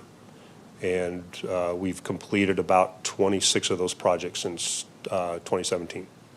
Okay. So would the sales tax, if passed, would it be adding to this, or would it be taking the place of this, or would we still be having that in our budget? It would be adding to. Adding to, okay. Yes. Okay, thank you. Thank you. Councilmember Lovell? Thank you, Mayor. Yeah, I mean, I think, as we think about, this is a great presentation. I do know the last time it was before us, we had talked about utility. I was against it just for a number of reasons, but it's obviously a growing need, and I think, the city's obligation, if you think of all the taxes we collect and the money that we collect, how did stormwater kind of not grow with that tax base over time to keep up with this? And I think that's maybe more of a philosophical thing with the budget and how other areas were able to grow with that tax base and be taken care of. So I apologize that we haven't taken care of this, but I do think it's a growing problem. So one of the things I think of, as we continue to add more taxes, quarter-cent sales tax, the consideration to sunset that tax and set a time frame, amount of goals to accomplish in that time frame, to go back to the public and say, over the next 10 years, we're going to collect a quarter-cent sales tax, just like we do with bond initiatives, or we go whatever, and we say, here are the things we're going to get done. And in that time period, we get those things done. And then if there's that need again to go back out, we go back to the taxing district and we say, look what we've done with these funds that we've allocated. I think that's an easier sell. I think that's an opportunity to show that we're going to take this tax, we're going to put it to work, and it's going to improve critical infrastructure, and then we have that opportunity to run it again for 10 years on those next projects. Just something to consider. I think I'm in favor of doing something, but I also want to be cautious of adding sales taxes and then they just are ongoing, and then what did we get done? So I think that's a win-win. I think the citizens come together and say, yes, we want to support this, and here's what we're going to accomplish. And then at the end of that sunset, we say, look what we've done, and we've done that. Here's the next 10 years of things that we need to do, and we'd like to ask for this again. And so it becomes an opportunity for accountability within the city, and again, a win-win that we're willing to pay that extra tax, and when we can get these things done. So that would be something I think might be an interesting approach, if it equips you with the opportunity to do those things, you have to set realistic expectations of what we could accomplish. But I will tell you, like, whatever direction we go, I do think something needs to be done, and I would just suggest that might be a great way to accomplish it and improve what we're taking those funds for and get those things done, and then do it again for the next set of projects. But I appreciate, you do a great job. I feel like your team is like an uphill battle that, you're never getting ahead. And so I think something needs to be done, and for the long-term success of this community, the growth that we've already had, it's not going to get better until we do something. So just maybe a suggestion or something, that approach that we could use. So thanks, Mayor. Thank you. Mayor Pro Tem Lopez. Thank you, Mayor. Mr. Binger, thank you for the very thorough presentation. Appreciate all the hard work that's gone into that. I know it's kind of been a thorn on our side for a long time in our community, and appreciate you and the committee's efforts and just putting all this together, and the way you just kind of in a very simple way explained a very complex situation. And specifically, the comparisons you showed up there with across the state with similar type cities, like over on the other side of the state in the St. Louis area, but also the local region comparators. I think that puts it in perspective, kind of where we stack up as far as overall tax rates and percentages of what goes into park and in this case, stormwater. So all that's very helpful. I know that a couple months ago we had a person from the Mid-America Regional Council come and present about regional flooding challenges and the decaying, just little blue trace and the watershed issues. So I think without a doubt, I think this is something that would help our community kind of take responsibility for what we can control.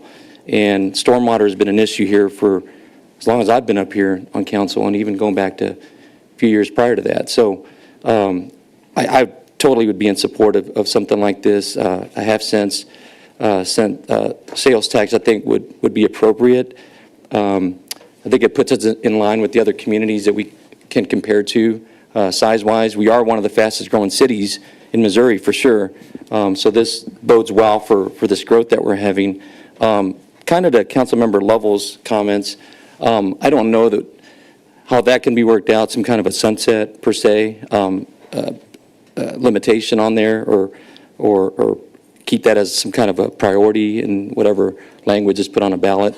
But I think if maybe we can show some prioritizing, I'm sure you've already done that with different parts of town that are probably a little bit more at risk or in a higher level of need for this kind of service. I think that could maybe help towards some kind of a sunset.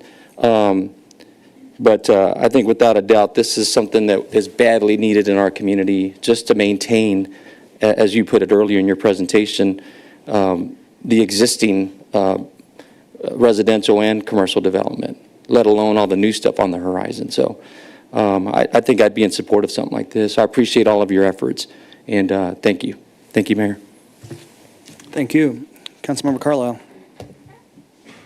Thank you, Mayor. I pretty much agree with everything that's been set up here. I'm on the Public Works Committee, so I've seen this presentation quite a few times.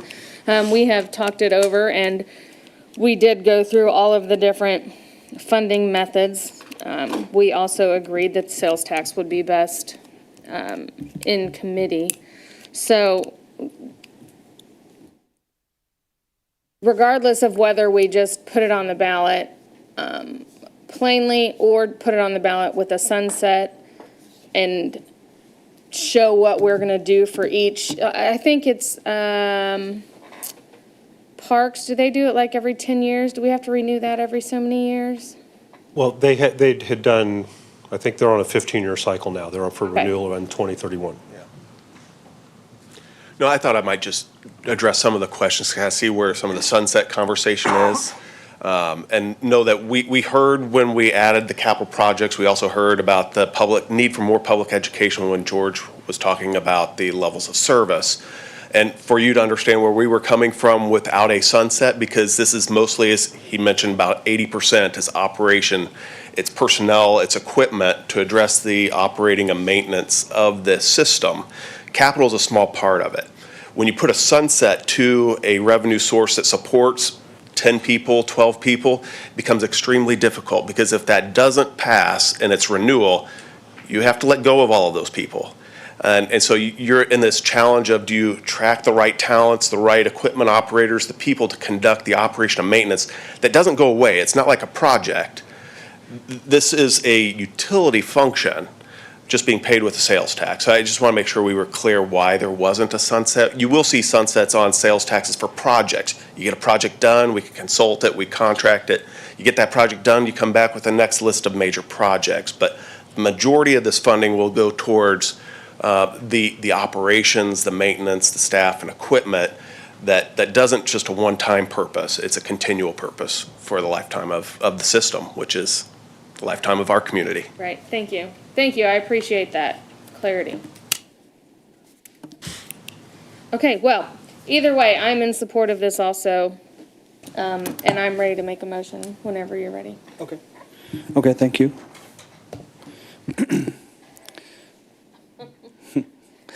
Okay, Mr. Binger,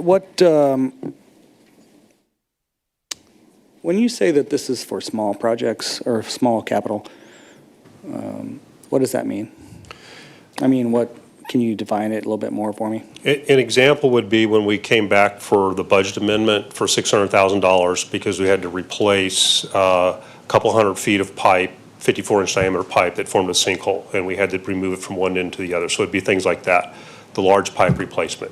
It could be something like what we're doing now, planning out in Remington Woods, where we have a home that's flooding.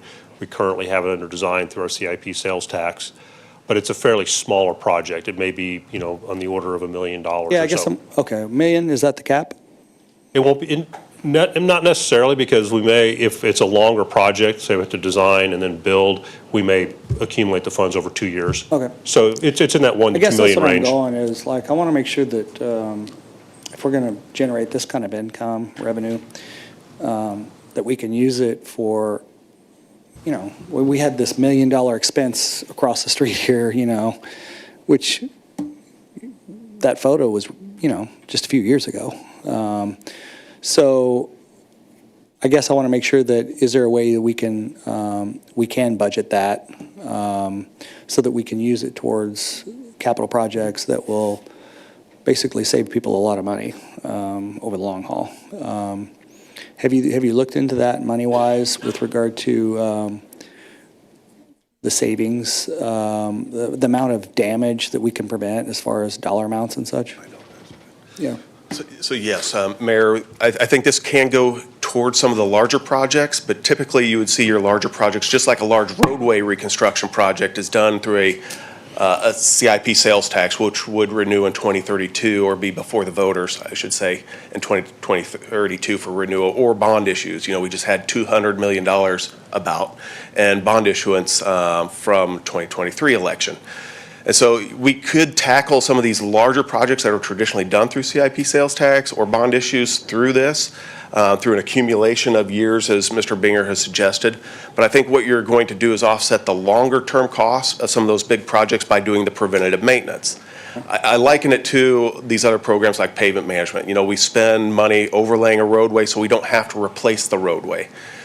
We would do the same thing in a lot of these storm systems. We would get in, we would line them so that you don't have to replace them. That's the effect of preventative maintenance, the cleaning, the inspections, identify the problems before they become sinkholes, before they're gone. And that has a huge return on your investment. I mean, you heard Mr. Binger say. You're making your $6 million, yeah, we're spending $6 million, but we're saving future costs that are, above and beyond that. Yes, as he alluded to, it could be a tenth to a half of the cost in preventative as to what it costs to replace these pieces of infrastructure. That $600,000 change order that we had, or project that we had to take through, that might have been a $60,000 maintenance issue if we hadn't let it get so far gone. Yeah. Okay, makes good sense. Just an example, a couple years ago, we relined the culvert under Rice Road just north of Hy-Vee in the pond. That was done. It was lining, the bottom was failing. We lined that. We did that for about a third of the cost to replace it. and it was less disruptive. We didn't have to close the road or anything like that. So that's an example of something that we've done as far as on the preventive side. Okay.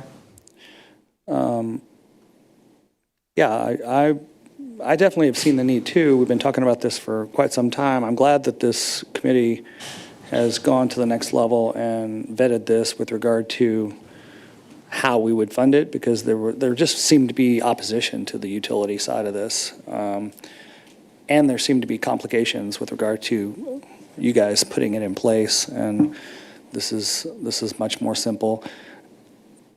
I think I also like the alignment of, I mean, it's hard for me, it's a sales tax, but it is, you know, the Amazon drivers and the UPS drivers, they're all on our roads, and they are spending dollars in our city, so they're kind of, in a way, paying for it in different ways, or contributing to it. So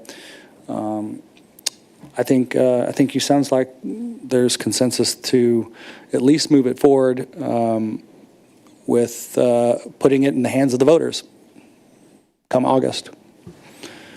Councilmember Shields, did you want to? I just had one question, because you mentioned the Amazon UPS, so it made me think of it. Is this a sales and use tax, or just a sales tax, or how does that work? This would be a sales and use tax. Thank you. Yep. Yeah, so people that are ordering on Amazon and bringing Amazon trucks or other trucks, UPS and everything else, yeah. All right, I think August, I didn't hear any opposition to that being the date that you would bring forward. I think that makes sense, but I like the work you've done on this as well, Mr. Banger, so good job. Yeah, please, Councilmember Carlisle. Thank you, Mayor. I would move to direct staff to prepare an ordinance to add a 4th-cent stormwater sales tax to the August election ballot. I have a motion to Second. put forth an ordinance, thank you, for 1/4 cent stormwater sales tax for the August of 26 election ballot by Councilmember Carlisle, seconded by Councilmember Shields. Got on record, it looks like.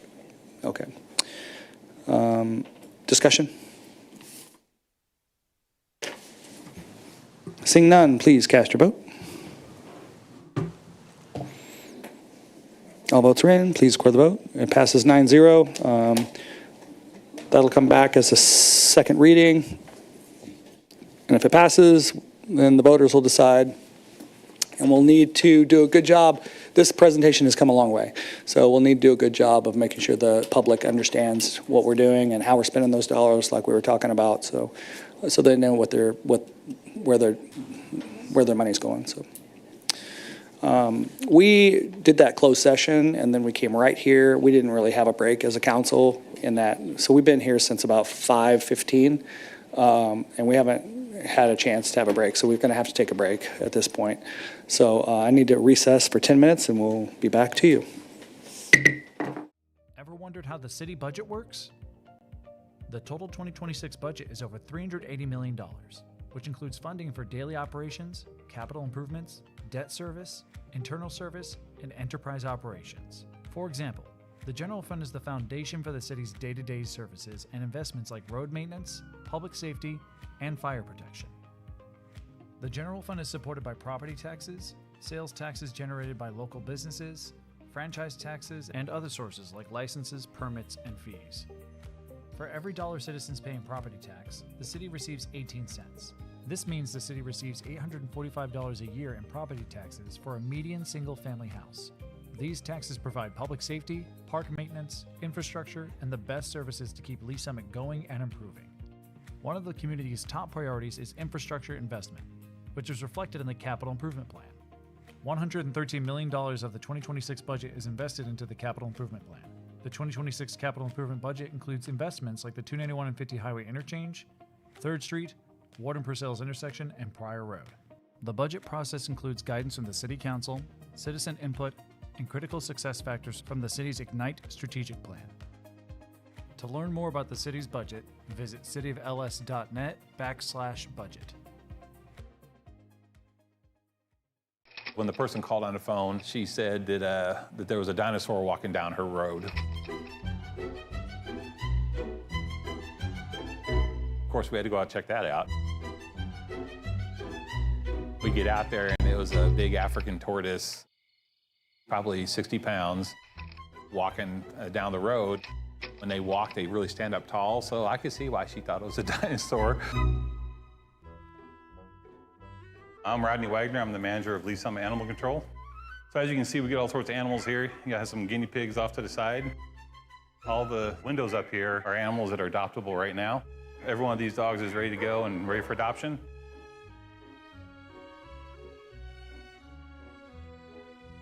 And the same thing with our cats over here.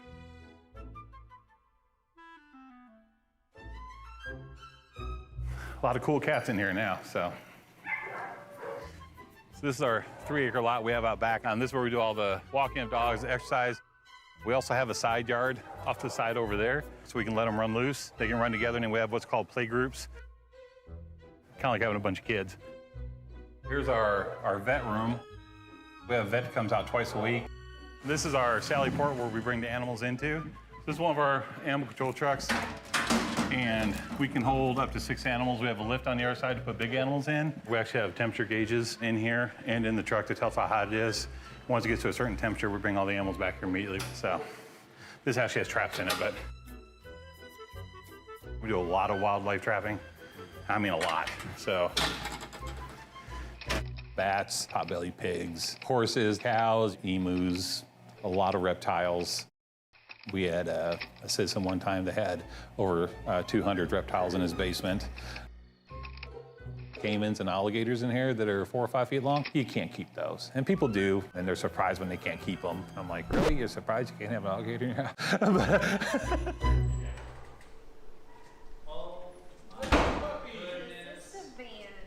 Our main goal here is public safety and also the safety of the animals. And we have very dedicated people back there, and they definitely stay here for the love of the animals, which also includes getting them adopted out.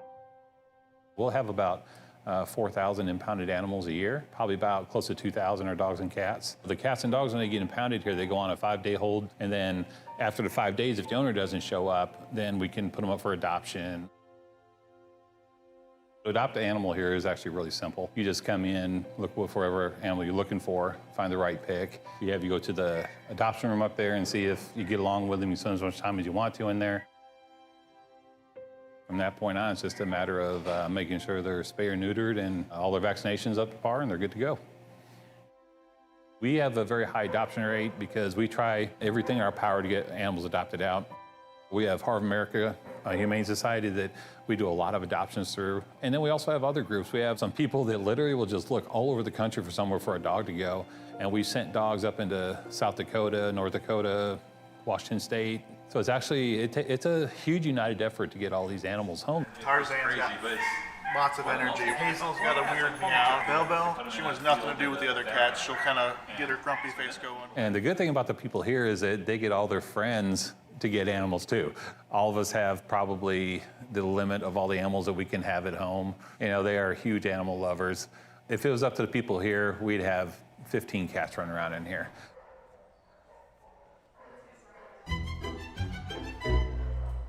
We had a citizen one time out there, and he was bathing his 2 9-foot-long boa constrictors in the front yard.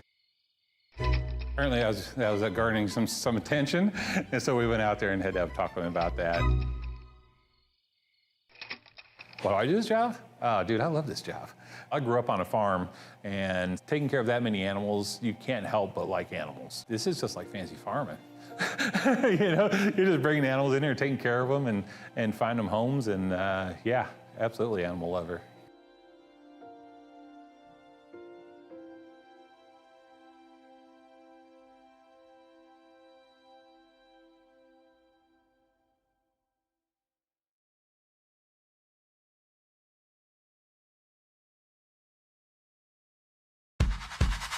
Lee Summit has lots of local destinations, but where do you start? Green Street, a vibrant community space in the heart of downtown, is where Lee Summit comes together. Its 3 dynamic areas have something for everyone. Green Street Market is a modern event venue and home to the downtown Lee Summit Farmers Market. Green Street Lawn is a covered performance space hosting live music, family activities, and more. Green Street Grove is a mixture of gathering spaces, an immersive playground, and bold architectural features. And all three areas host community events year-round.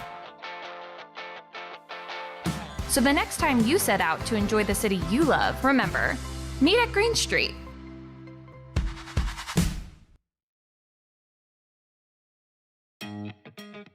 Hello and welcome to the final episode of Meet Me at the Market, your development update on Green Street.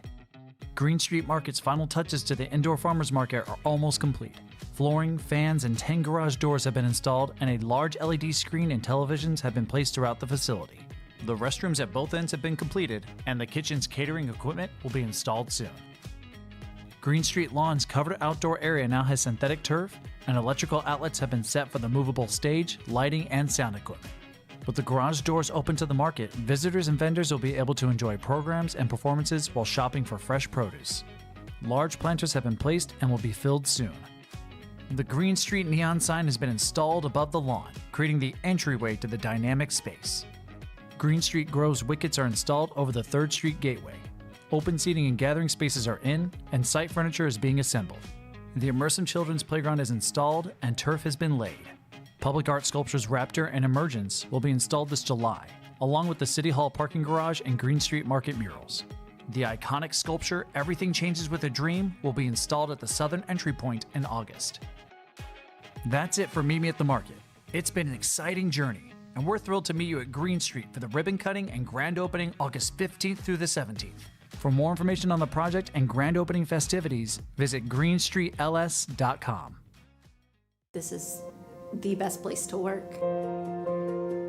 I love working here. I feel very blessed. I love it here. I look forward to coming to work every day, being a part of this team. Like a family away from home. Where everyone feels like everybody knows their name.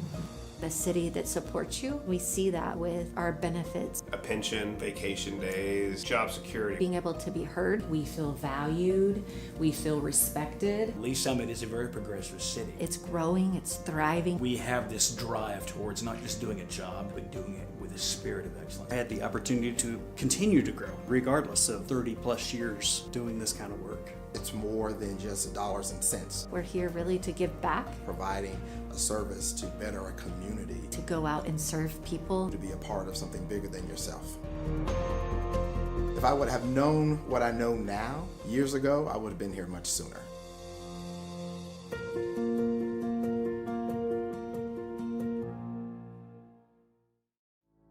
Traditionally, we think as police officers, those responding to law enforcement needs within the community. But honestly, we are there to serve our citizens, and our citizens do go into crisis. They do have mental health crises, and we're being called to those scenes on a regular basis. In order to help serve those citizens better, we did initiate the Crisis Intervention Team Program. These are officers that are specially trained to de-escalate crisis situations. Recently, we've brought co-responders onto the scene, licensed qualified mental health professionals housed within our police department, and they respond with those officers directly to those scenes where a crisis is occurring so they can interact with that citizen and get them the help they need right there on that scene.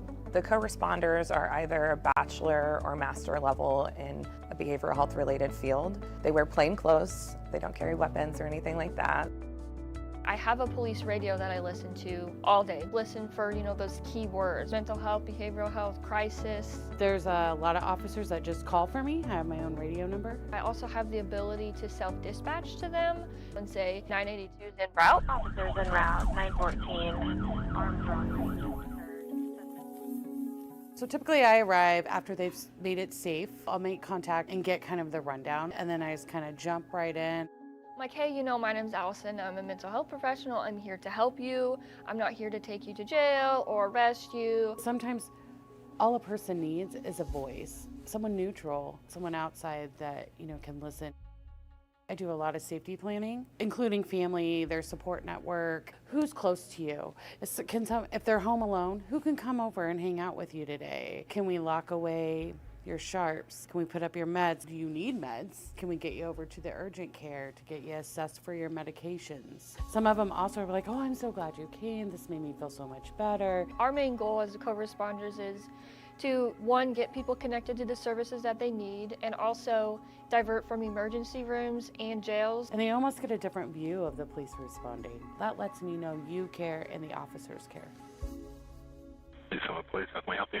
My husband has... In 2020, we had 722 mental health related calls for service. 2022, by that time, 1,479. These mental health related calls for service are increasing. How we're responding to that is increasing the number of crisis intervention team officers we have available, as well as the number of co-responders we have available to respond on these calls. So what I think is important for the community to know about the co-responder program is that we're here, we exist. All you have to do when you call 911 is ask for us. You know, say, hey, I want a co-responder to respond to this crisis, and we'll go. I was really struggling about 8 years ago on my personal journey with mental health, and I met some amazing social workers and amazing programs that have helped me get to where I am today. I really couldn't see myself doing anything else. We want to help, and that's what we love to do. So I had a client, we got a call, she had some suicidal ideations, and she really felt that she had nobody. And and getting to know her story and getting to know who comes around and sees you, well then we found a support person and they responded immediately. And we made a plan. I called back and checked on her in an hour, and then I checked on her in 2 hours. We were able to get her into the additional services to where she talks to someone every week or more. I just took a person that really just thought they had nobody and nobody would show up for them, and show them you do. And you'll be amazed who is in your corner if you just simply say, I need a little help.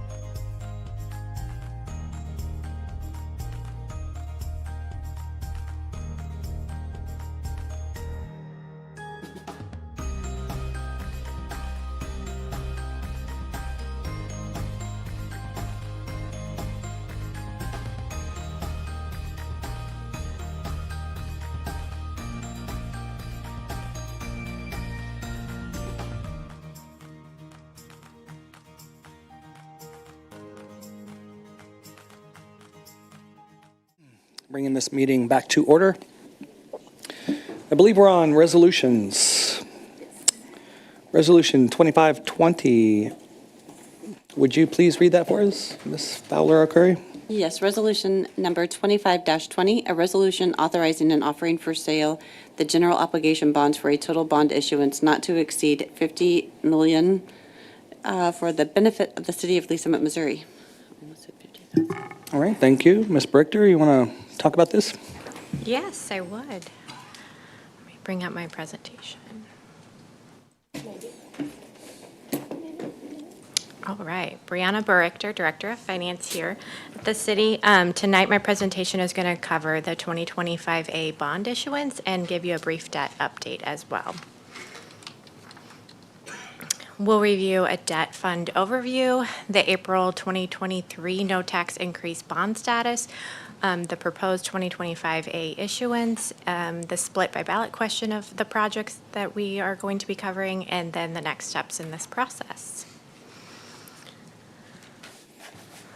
The table shown on the screen is, the top table is showing our current debt fund projections with all of the 2016A, 2017A, 2022B, and 2024A series included. All current debt would retire as of 2034. The second would include the proposed 2025A issuance of up to $50 million. I just really wanted to show that we have plenty of capacity to cover this, leaving our mill levy flat. In 2023, voters approved the no tax increase bond issuance, authorizing up to $186 million in general obligation bonds in 3 separate ballot questions on emergency preparedness, transportation, and city facilities reinvestment. And part of that was guaranteeing maintaining the debt service levy of 0.3697 per 100, which you just authorized earlier tonight in the tax levy. The first issuance was done in 2024, and we, as of July 15th, had used up all but $600,000 of revenue. So as of right now, we are anticipating that we fully leverage those funds. The screen is showing how we have utilized those dollars in alignment with the 3 questions. You can see some of the key projects are kicking off the joint operations facility, completing the Police South Substation, Hangar 2, and the transportation was a large quantity of it, and the Workday implementation for our ERP system. The 2025 issuance tonight, we are asking for an adoption of a resolution to approve the go-to-market for offering of the general obligation bonds for up to $50 million. We have worked with our financial advisors to structure these similar to prior issuances and to manage our debt service levy. We would have $12 million of our principal paid off, roughly 25% of it by 2028. The questions in split, you can see a bulk of it is for the emergency preparedness question, really centralizing around completing the joint operations facility, continuing the completion of Hangar 2, and then wrapping up the Workday project on the city facilities reinvestment. I'm happy to answer any questions you might have. The next steps is you will see us October 7th for the first reading and October 14th for the second reading, and then we'll be closing the issuance on November 13th. Okay, you're saying we're going to wrap up some of those. Can you go back one slide? Because some of these have been underway, but you're just saying that some of these funds are going to be used to finish these projects. Yeah, they're multi-year projects, so like we were talking about with stormwater, you're kind of, you know, we've already passed the no tax increase, but you don't pull the bonds until we need them, and now we need them. Yes. Yep. Okay. Questions for Ms. Brichter?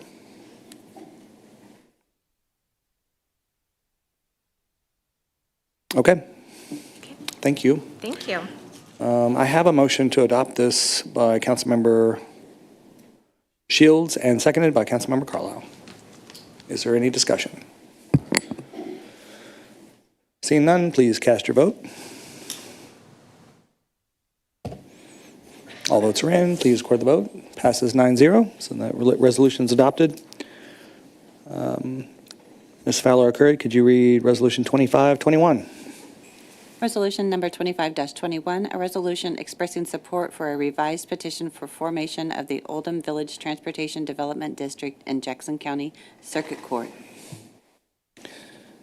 Okay, we've got a motion to adopt by Councilmember Hodges, seconded by Councilmember Carlisle. Councilmember Rader. Thank you, Mayor. I just would like to have a little bit of explanation as to this resolution being revised. Right. Thank you. Mr. Bushegg's headed this way.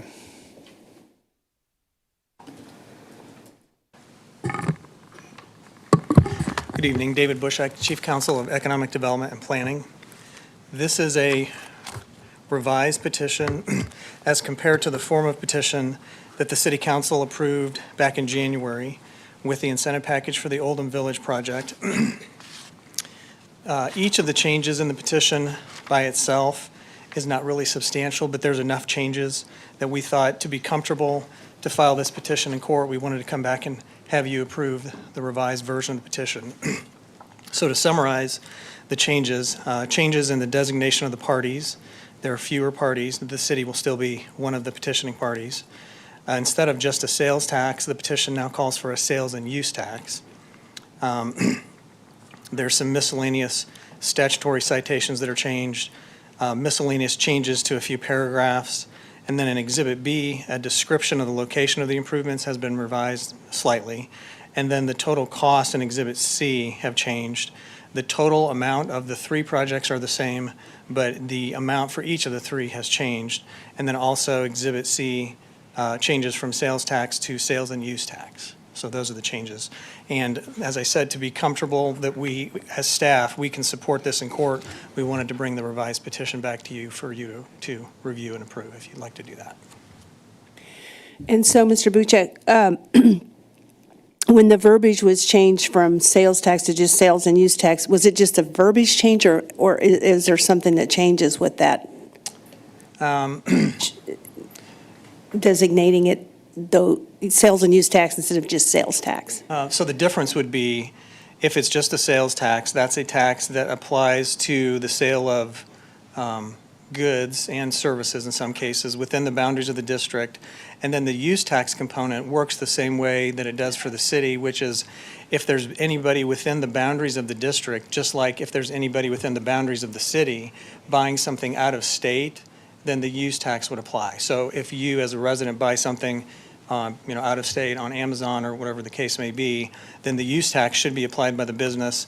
The same applies to the CID, except that it applies to the smaller geographic area as opposed to the whole city in that case.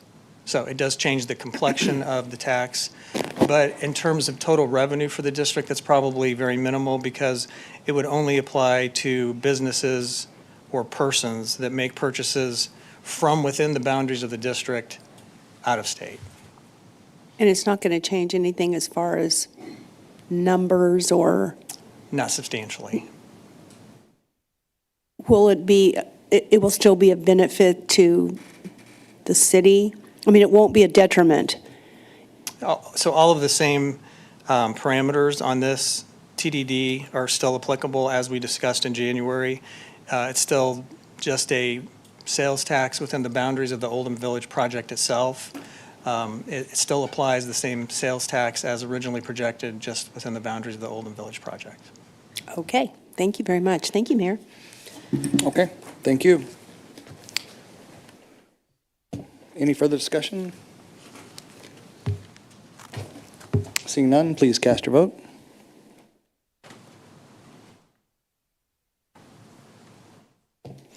All votes are in. Please record the vote. It is adopted unanimously. Thank you. So that takes us to, what agenda item are we on here? Emergency ordinances. So it says 9 on our agenda, but it's actually 10 because we moved things around. This is bill number 25-173. We've got a presentation, but I believe Councilmember Shields, this is yours, please. Thank you, Mayor. I move for a second reading of Bill Number 25-173, an ordinance approving the calendar year 2026 employee benefits programs, approving agreements for services by and between the City of Lee Summit, Missouri, and Cigna Health and Life Insurance Company, Metropolitan Life Insurance Company, Hartford Life and Accident Insurance Company, CuraLink LLC, P&A Group, and Allstate Insurance Company, authorizing the city manager to execute agreements and other documents necessary to administer employee benefits for calendar year 2026 by and on behalf of the city and containing an emergency clause. Very good. Thank you. We have a motion to move to second reading, bill number 25-173 by Councilmember Shields, seconded by Councilmember Hodges. Okay, so who is going to come up here and speak on this, Mr. Dunning? Thank you, Mayor. Mark Dunning, City Manager. I'll introduce the topic. So every year we'll go through this process. This is a little unique in that this is coming straight to council, and I'll explain a little bit of why. Usually this will come through Finance and Budget Committee and have been worked through the committee structure and been brought here. So it's on the agenda as an emergency ordinance. The reason for that is we go into open enrollment in October, and we need to, as an organization, we need to know where we're headed with our benefits. Part of the reason why it's coming before you as an emergency ordinance, it will be in the presentation. We have Mr. Matt Wheeler with Holmes Murphy here, who's our broker. Jennifer Vargo and I have been working directly with him and our finance team just to share a little bit of information. Nobody likes health insurance increases, but the increase that we originally were seeing coming back were very, very concerning. We worked extremely hard to try to get to the spot that we're at. And so we didn't quite make finance and budget in our work together, so that's why it's here in this fashion. I wanted to give a little context to that. So without taking up too much time, I think it'd be probably beneficial to have Mr. Wheeler come forward, go through the brief presentation. I will note that in your packets, you have a lot of information. This is the final presentation, as it's titled. It's trying to hit the high points, but there's also an attachment in your packet that has a lot more detailed information in there. So I didn't want to, not provide adequate information, but recognizing time and trying to hit the high points, we skinnied that presentation down a bit. So I'll introduce Matt Wheeler, and he'll take you through the presentation, and any of us as staff, as well as Mr. Wheeler, happy to answer questions as we go along. Okay, thank you. Do this. There you go. Arrow buttons. Okay, excellent. Thank you, Mark. Appreciate it. Good evening. Matt Wheeler, Holmes Murphy. I am going to just do a brief summary of this presentation to give you the highlights, the culmination of a lot of work by staff and finance and budget that is culminating in this discussion tonight around primarily the healthcare insurance increase. This is just a brief summary of all the lines of coverage that were read in the emergency ordinance. But in particular, we want to just give overview and context for the healthcare increase itself. At this time last year, I think the first bullet here was the city was entering 2025 with a rate cap from Cigna coming off of market analyses that were done going into 2024. We expressed concern at that time, and it led into planning at the beginning of this year that cap, the claims were well over where that was positioned.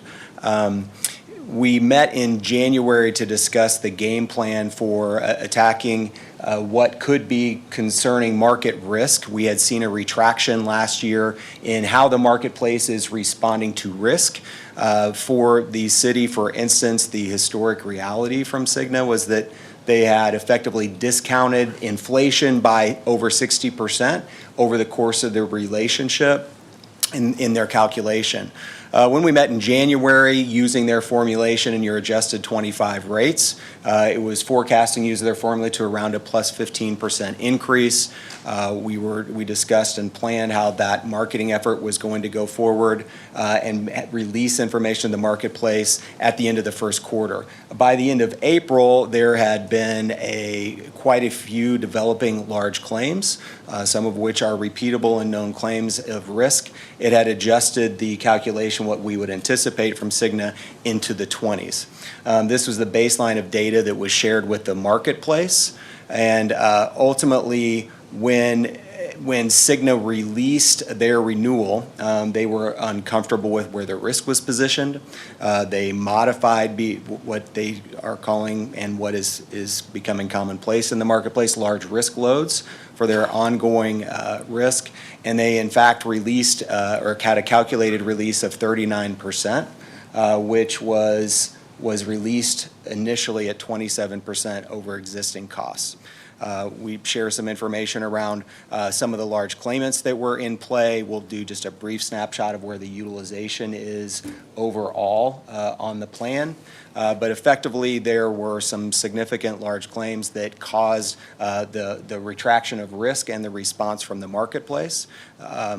We looked at insured and self-funded environments. Effectively, of the four insurers, Aetna and Blue KC declined to provide insured proposals for the city. UHC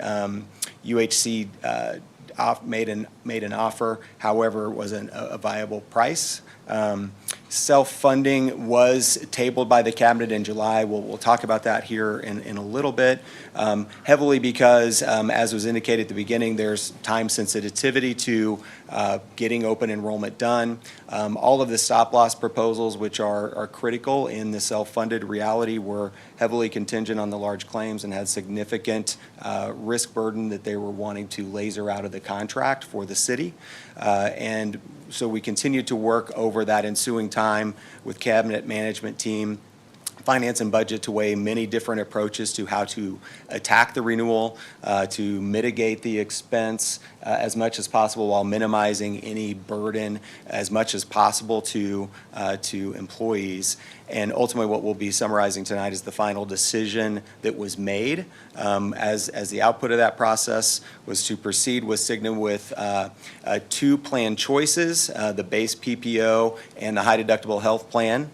And you can also choose a narrow network is the recommendation. So for cost effectiveness, it is a lower cost option paired with either one of those plan choices.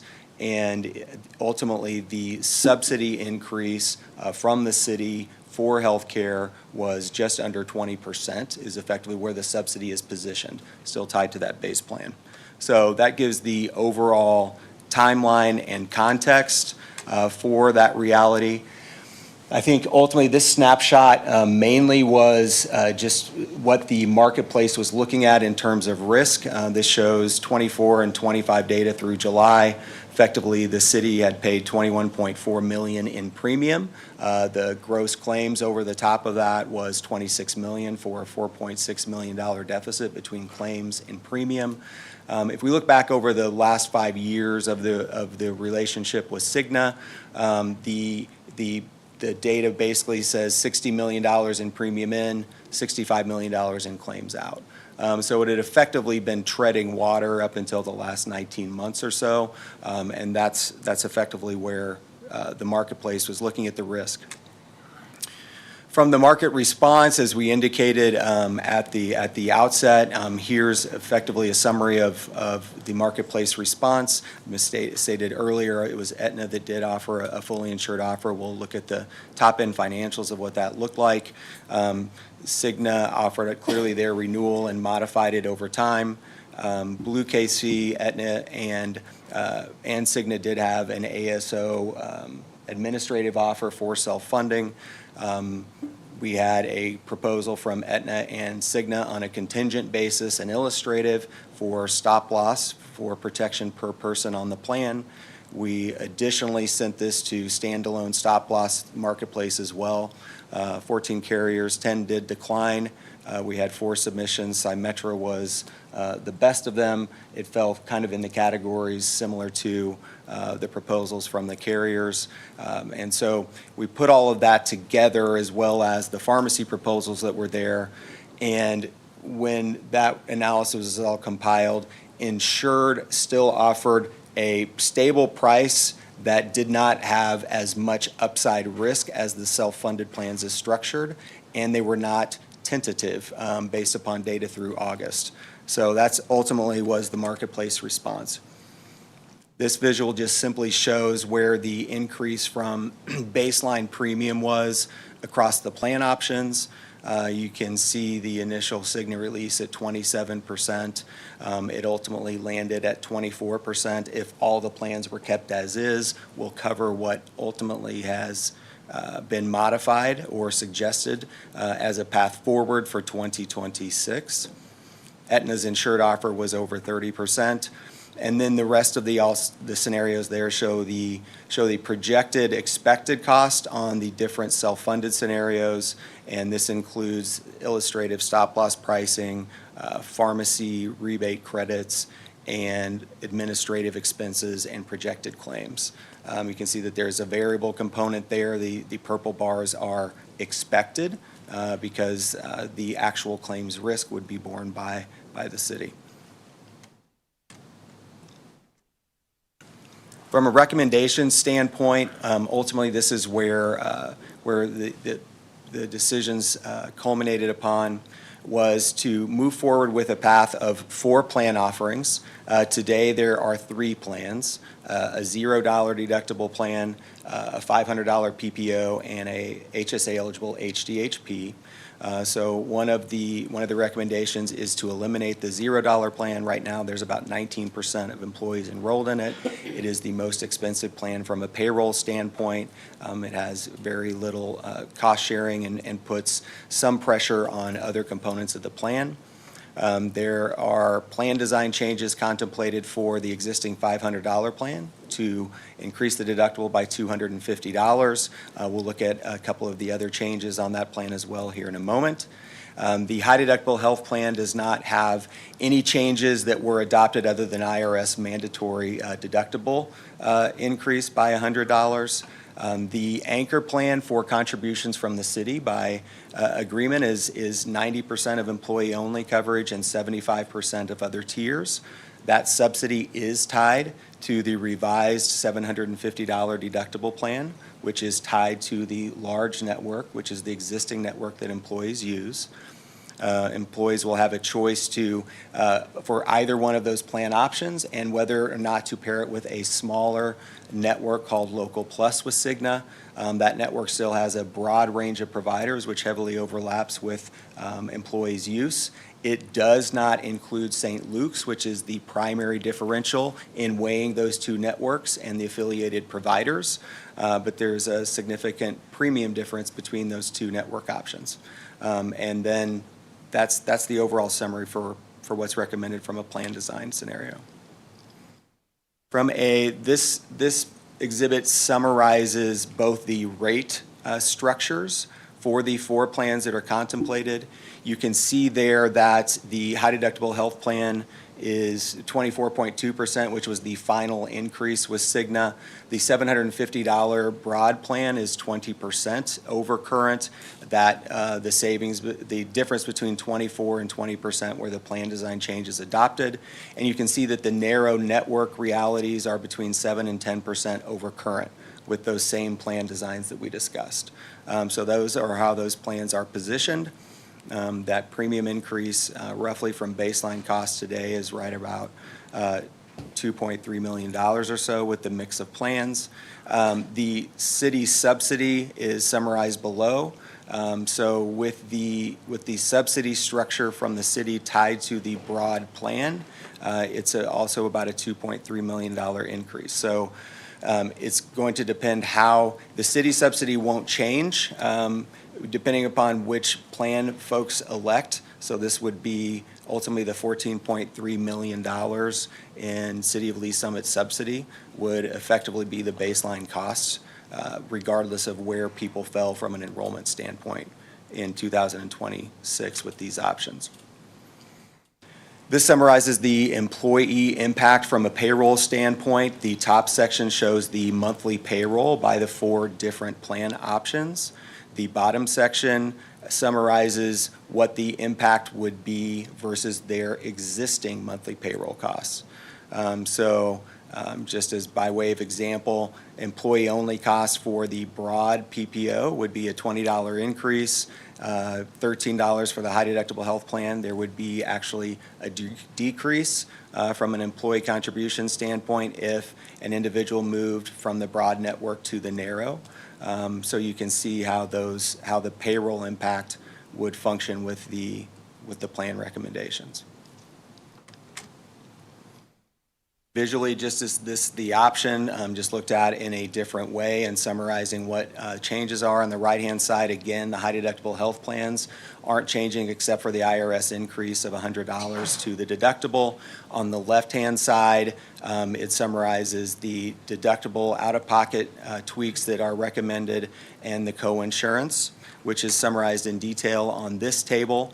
To effectively on the top side of this, you can see that the $500 deductible plan as structured today will have a $250 deductible bump, and it will also have an out-of-pocket increase from $2,800 to $3,500. That was effectively the premium mitigation that was summarized in that 24 to 20% for this plan to really bring this plan really right in line with median or better PPO benefits on this structure.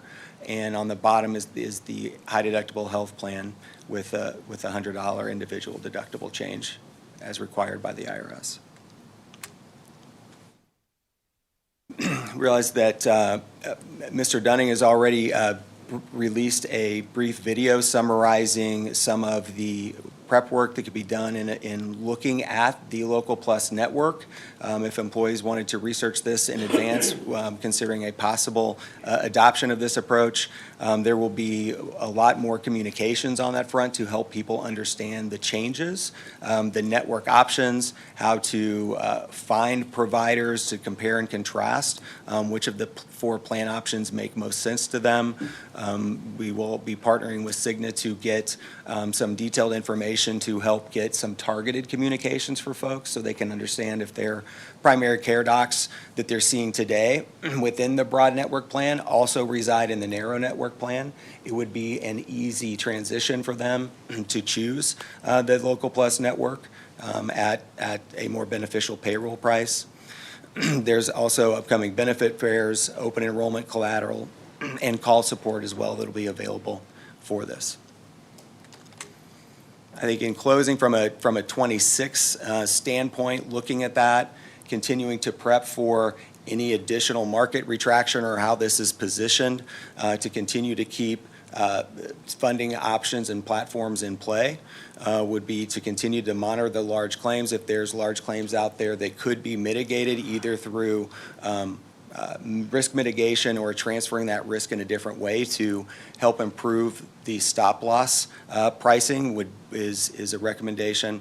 The pharmacy side in Q1 could have some exposure just to what the alternate vendors look like and some further research on Cigna's alternate formularies as a placeholder for future, as well as working with finance and budget just to simply say, as we weigh what that approach looks like going into 27, if self-funding becomes competitive with the stop-loss proposals, then what does that look like from a finance and budget team, risk-reward tolerance, and how to best prepare for that, as well as, just like this evening is still happening before October, part of would be a necessary delay next year to firm up these stop-loss proposals, to take them from illustrative to firm so that they can put the firm risk on those proposals paired with the self-funded program and then still execute open enrollment. So there would need to be staging for what that could potentially look like if that finance platform transition happened.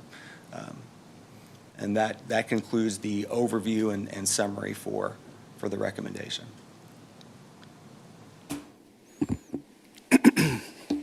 Okay.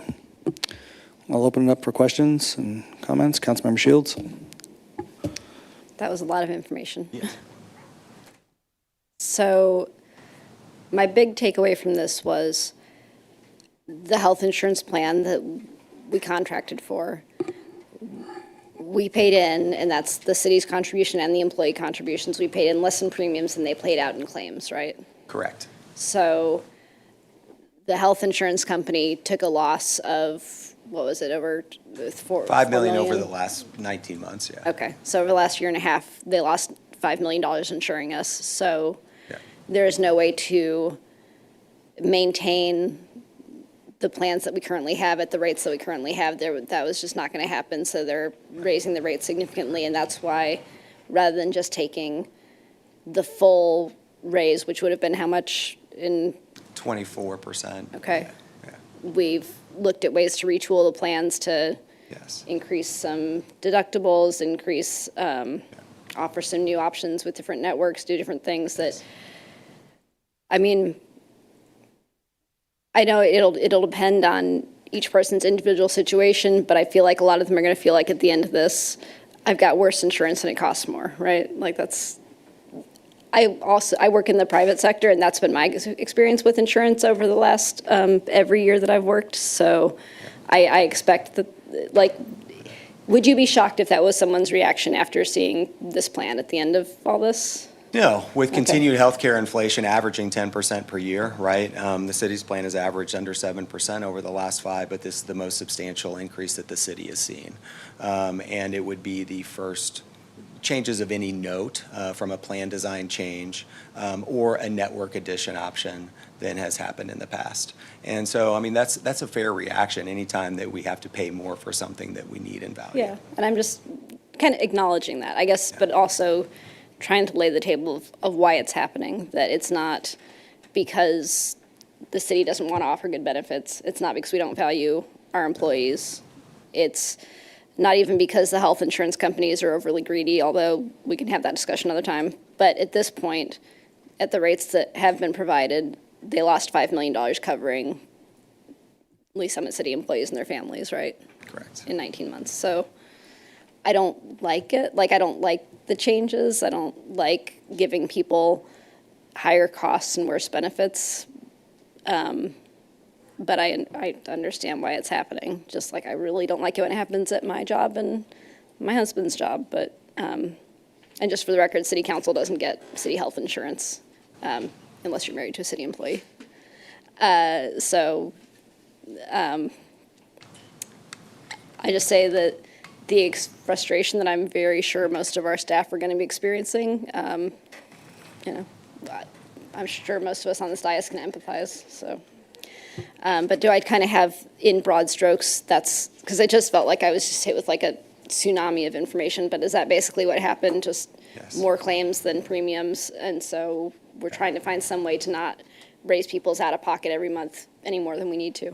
Correct, and the changes that were made on that PPO plan and the Local Plus network also gives an opportunity. It does give a lower price point purchase for employees, so it still offers choice for which network you want to retain. Yes, there are some payroll increases on that broader plan. The majority of folks are actually using providers that aren't on that broad network. So the majority of folks would have a pathway, if they chose, that would actually produce a lower price point than what they're paying today, with similar benefits. Yes, with some modest deductible changes that are in play there. But that was the overall thought process, is to try to position it so that there was some winning pathways for members, while also positioning the plan to benefit from a network that can hopefully deliver some better cost effectiveness as well from a long-term play. And then I understand why this didn't go through finance and budget, because we've had a conversation about it. I've talked with staff about it in terms of just the timing of getting all this data together and the negotiations. There wasn't time to bring it through a committee, so I understand that. I do feel like in the future, and I think it's been kind of referenced here, like this needs to be one of our big discussions at finance and budget over the next year, is starting to look more proactively at different options and thinking more broadly about what this conversation is going to be going forward, because this is obviously very difficult to sustain. So, but I feel like I understand why it happened, but when it comes to us with an emergency clause like this, and it has to happen, and we have to get it set up so that folks don't have any lapse in coverage, and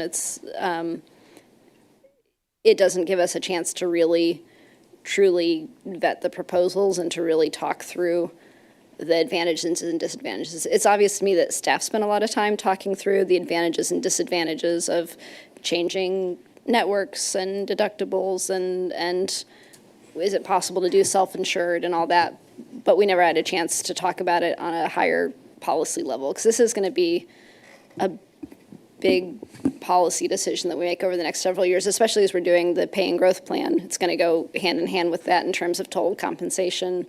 So I really think over the next year, we're probably going to need to start having more serious discussions about this and what it looks like in terms of the total compensation package for employees. So those are my thoughts and my questions, Mayor. Thank you. Thank you. Well, I think, okay, Councilmember Lovell, yep. No, you go ahead, sir. How does the pharmacy play into this? Like, how does the pharmacy play in? Does that play into like the costs associated with like do we have a PBM or something like that, or like? Cigna has their own bundled PBM, so Cigna has Walgreens is who they have as They their own, pharmacy. right? They own, Right. right. And I don't want to get, I mean, this is but No. like their loss. Yes. Their loss is their Not loss on of $5 pharmacy million. gain, right? That would be correct. That's yes. correct. And Yeah, again, that's so- not a you thing, that's a Yeah, market thing. So when Yes. Cigna, a lot of these health insurance carriers come in and you're like, hey, you've been terrible. Yes. We don't get any data on that, right? Like what we spend in pharmacy or like, Oh, you absolutely do, yes. Okay. Your pharmacy spend is totally, we have that data. Now, we do not get the data on what they receive in revenue from Gotcha. theirs. That was clearly part of this self-funded analysis, because clearly if you're going self-funded, you're receiving the rebate pass-through or the revenue pass-through from those pharmacy funds. Gotcha. That was a partial lift against the increased stop-loss exposure in going self-funded. It just wasn't enough based upon the stop-loss pricing to make it far less than what the insured number was at this juncture, right? Gotcha. It would have been a clear win if, say, 27% was the hard number, or that initial 39%, if they would have released that. If 30% was the insured number, then taking your own risk, even with the way the other numbers were priced, because you're also receiving the pharma revenue as the city, as opposed to that going on the carrier side of the line, would have been the best fiscal approach. Where it's positioned right now at that combined premium number, there's very little likely savings in that juncture and much more upside risk at present. Okay. With that analysis, yes. and then on the deductibles, so we're taking it from, it's been 500, I think is what it's been, and we're offering two $750 deductible plans, is that correct? Or Yes, one $750 deductible plan on the existing broad network, and the same exact plan design, you can take the smaller network for a reduced price, yes. Gotcha. And the high deductible health plan as well. And then based on our utilization, so we're offering, how many plans are we offering now? We got, 3 plans today. and what did we offer last year? Did we have 3 plans? or- Yes, okay. it's been the same 3 plans effectively for an extended. And then just from I know we've got some stuff in our packet, but just like from a benchmarking perspective, like comparative to other cities, like are we on the low side of deductibles, high side, middle of the road?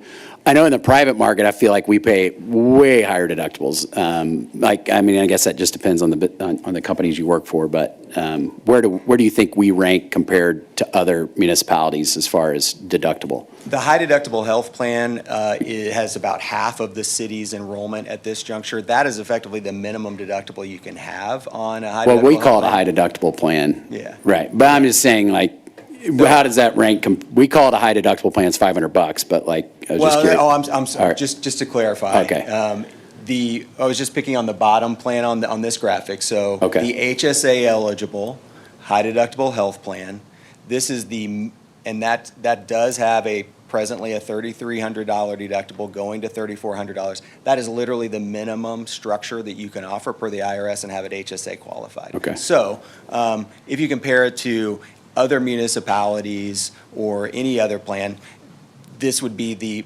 most rich, quote unquote, you could have for an HSA eligible plan. We certainly see many well beyond that deductible. The PPO side, your existing $500 deductible plan, the $500 deductible is well below what marketplace reality is. The $750 brings it just close to median impact, and it would compare favorably versus others. It's particularly, this is the base plan and not a buy-up. A lot of times we'll see maybe this be more of a buy-up structure with a deductible of this size. Usually maybe base plans are much higher in what the deductible exposure is. And then if you did, can you remind me what the savings is for the individual if they take the high deductible plan? Like what that difference is in cost per month to the employer? To the employee. Employee, sorry. For the smaller network option? Yes. Okay. So that's summarized here on this slide. You can see the two high deductible health plans. One says OAP Broad, or Open Access Broad with Cigna. Employee contribution rates would be from $13 monthly for an employee, $435 in those middle structures, and $505 for family. The narrow network is no cost from an employee-only standpoint. There's $164 for that spouse, or if you're covering children, that is, what is that, roughly $220 difference monthly for that plan. And a family is $190 versus $505, so $310 or so. Gotcha. And then on the bottom right-hand side, you can see if someone moved and they were on that HDHP, let's say covering a family, they would save actually $150 from what they're paying today. And that's per month, right? Yes, What- okay, correct. Okay, These so are- if these are someone monthly. takes the $3,500 high deductible plan, they're roughly getting at just employee only, $1,378 a month. Is that right? The HP, That's OAP correct. broad? That would be what they would, yes, Right. that's their payroll exposure. Right, so over the course of, if you're relatively healthy, you don't use much, you save $1,200 something dollars a year, roughly, something like that, to take that high plan. Okay. And in these new plans, like I know there's no magic wand, like, and that's the challenge sometimes of offering new plans, but like, do you think utilization and kind of like how we have been the last years, you see a wild change or swing either way? Like, I mean, it's hard to predict, right? Are people going to go for that 1378? Or can you make a guess or a prediction? I mean, I know. The assumptions in the modeling, when we looked at how the overall plan distribution would work out, was about a 25% adoption of the narrower network. That's 20 to 25% range wouldn't be atypical in a first-year adoption when someone is going from broad network only to a narrow network option. Particularly, I think when you look at some of the cost effectiveness or savings that folks could have if they're keeping a relatively similar plan design, because the majority of employees are, again, using providers that are already within that. Now, if you're using a St. Luke's-based physician, that's not the case, but that would be the minority of membership. So, and that would be the thought process around the targeted communication for folks. If you're using a PCP that is already within this network, then folks can have confidence that I know my utilization pattern, then I can have a lower cost payroll alternative. Okay. All right, I think that's it for now. Thanks, Mayor. Thank you. Okay, thank you. Mr. Wheeler, can you go to page, I guess, wish I could start at the beginning, but I want to make sure everybody's kind of on the same page on costs. So page 11, which is your, yeah, that one. So according to this, the broad changes is going to require a $1,229 total premium per month, correct? Correct. And that's the 20% increase from what it is now, which is like 1,024 or close to that, I believe. What is this bottom chart?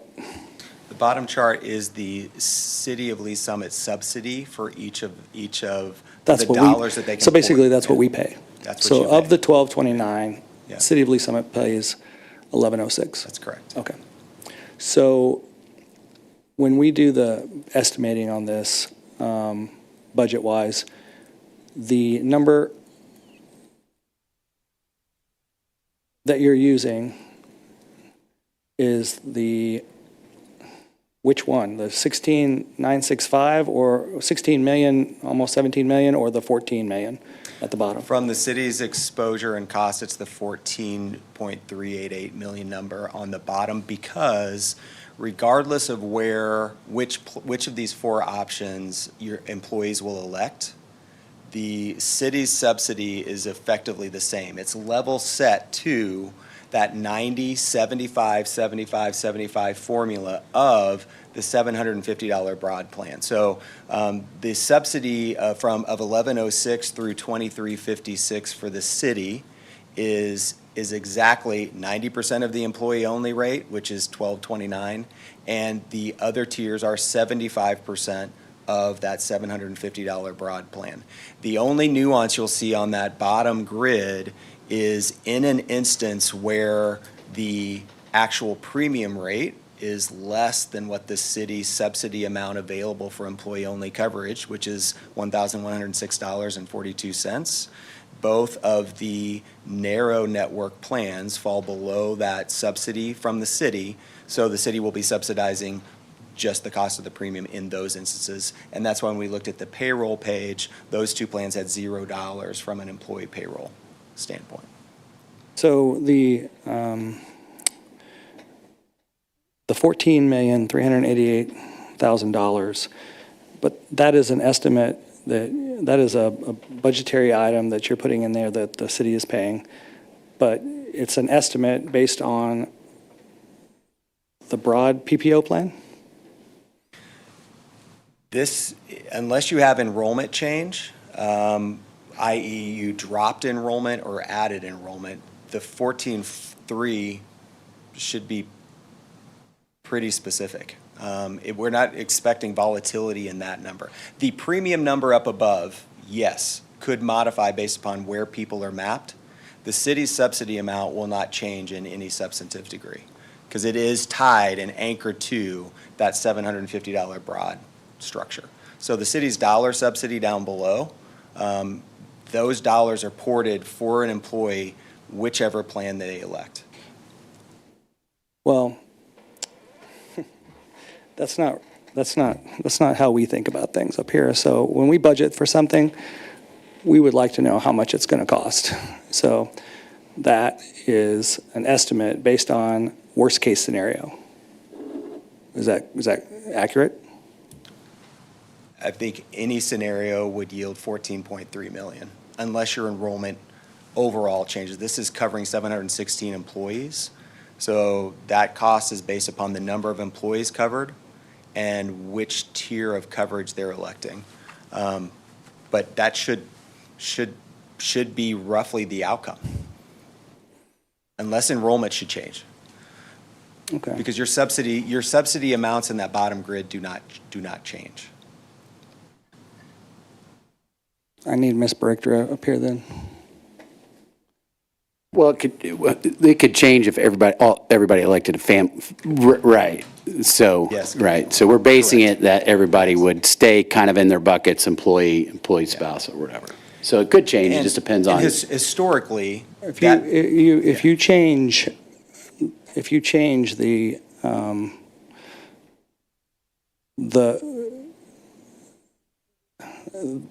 the changes we're making, people are likely to start paying more and switch.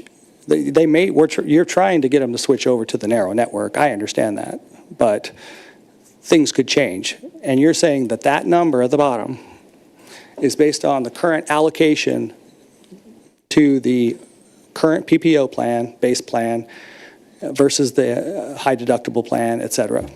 And you've allocated it based on whatever percentage. Like earlier you said 19% of the employees are in the broad plan right now. So you're saying that $14,388,000 has basically has been calculated by saying 19% of the employees are going to be in the PPO plan that's broad? For clarification, that is not what I'm indicating at all. Okay, then I need to know okay. how you got that 14,000. Absolutely. 14 million. 14,388,000 is simply your existing enrollment regardless of which plan people are enrolled on, right? So I can, let me see if we've got, today, regardless, the only way, to your point, is this a worst case scenario? It is a worst case scenario. We don't see a situation where the city's cost would increase from this number unless you had mass migration from employee-only coverage to family coverage, right? That is always an exposure that the city carries in your subsidy model because you are subsidizing disparate amounts by tier. However, you are not subsidizing disparate amounts by plan.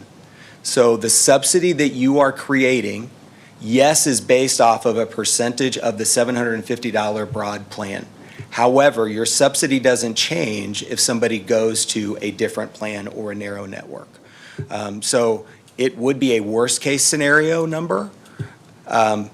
Number could improve if people decided to cover a spouse elsewhere, if they felt that that was the reality, because then you would go from a city subsidy of $2,029 to $1,106 for that tier. So this would not be different from how the city has based their subsidy in the past, but I think it is fair to say that the 14.3 would be a worst-case scenario in expense. It could potentially be less if there was migration from more expensive tiers to lower tiers, but you will not be negatively impacted if everyone elected, for instance, the high deductible health plan on the narrow network. Your subsidy would be roughly the same, just a little bit less, because you're subsidizing $996 per employee only tier instead of $1,106. Right. Well, let's go to slide number 5 then. You're showing, for some reason, you're showing 19 months. You're adding these two together, but you can look at the bottom and see kind of where we are, saying that the premium is 12,886 and the gross claims in 24 were 13 million, so we're upside down. So, but for our purposes, what council, we just need to understand how we're going to start handling health insurance going forward. And the way we present this needs to be done in coordination with staff, so that the staff members that are constantly working with these council members can budget for and figure out what we're doing and where we're going and how we're going to get there.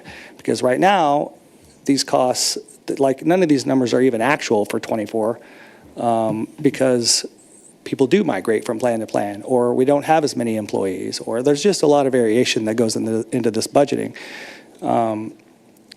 Like, I don't want to see 19 months, Mr. Dunning. I don't want to see 19 months. I want to see year to year how much we're spending, and are we spending 14.388 million, or are we spending, like we did last year, 12.886? Is that what we spent? That's what we budgeted for. That's what the worst case scenario was supposed to be. So what I want to talk about is everybody's insurance is going up. Everybody's is soaring. It has been. Sounds like we've been fairly lucky with regard to those increases, but I have a hard time with that because I've been concerned about this for a while, and I told staff and I've told you personally that I'm concerned that we're just paying too much. And I understand that we have some major claims, but I'm having a hard time with the total amount, for my council members, the total amount that we're paying per employee compared to everyone else. Because that's what we do all the time. We're up here saying, what's best practices? What's such and such city doing? What's this city doing? What's that city doing? What's that city doing? That's what we do nonstop all year long in economic development, or whether we're talking about stormwater or the cost of, whatever, or if we're going to change an ordinance on how fast you go, how fast our speed limits are. No matter what it is, we're always comparing to other cities. And so I did my own research and I put it in a plan, and I want you to help educate us. I want you to help us with your expertise. But Mr. Dunning, I want you to pull up like the spreadsheet so that I can show it to him. And just let's talk this through, because the numbers are confusing and health insurance is about as complicated a topic as we will deal with. But here's the thing. If we pay $14.388 million, that is 14% of our budget, of our $100 million budget. And that is a massive line item. That is one of our top 3 line items behind salaries, compensation. And we have to be as proactive as possible, because this is the way I think about things, Mr. Wheeler. $14 million a year times 10 is $140 million. So you're talking 19 months. I always think in terms of 10 years. That's a massive amount of money. So I went and I did all my homework trying to figure out what is everybody else paying. And Mr. Wheeler is the expert, so I will yield to you as far as, any kind of discrepancies and such. But when you look at this, I asked my fellow council members, what I want to do and what I want to come out of tonight is I want my council members to be empowered, to be a part of this process, to be making these decisions on how we're going to save money going forward. I want them involved in that timeline. Early on in the year, I want somebody from Finance and Budget, like a Hillary Shields or a John Lovell or somebody, in that room or a part of discussions with our staff when you guys are talking about what we're going to do to attack our risk. Because every dollar that we have to spend on this, that's more than what everybody else is a dollar that comes out of our employees' pockets when it comes to salaries. Our employees, we want to pay them the best. We want them to have rich benefits, which they do, but we're paying too much for them. When you look at the comparisons, you look at Grandview, Olathe, Springfield, Wichita, Lawrence, Leawood, Topeka, Des Moines, Fayetteville, and Little Rock, they average $786 per employee. We average $1,024, and that's last year. And Councilmember Lovell was asking about the deductible. Well, we had a $500 deductible if you're talking apples to apples versus the average of $1,150. So that's good for our employees. But we can't sustain this.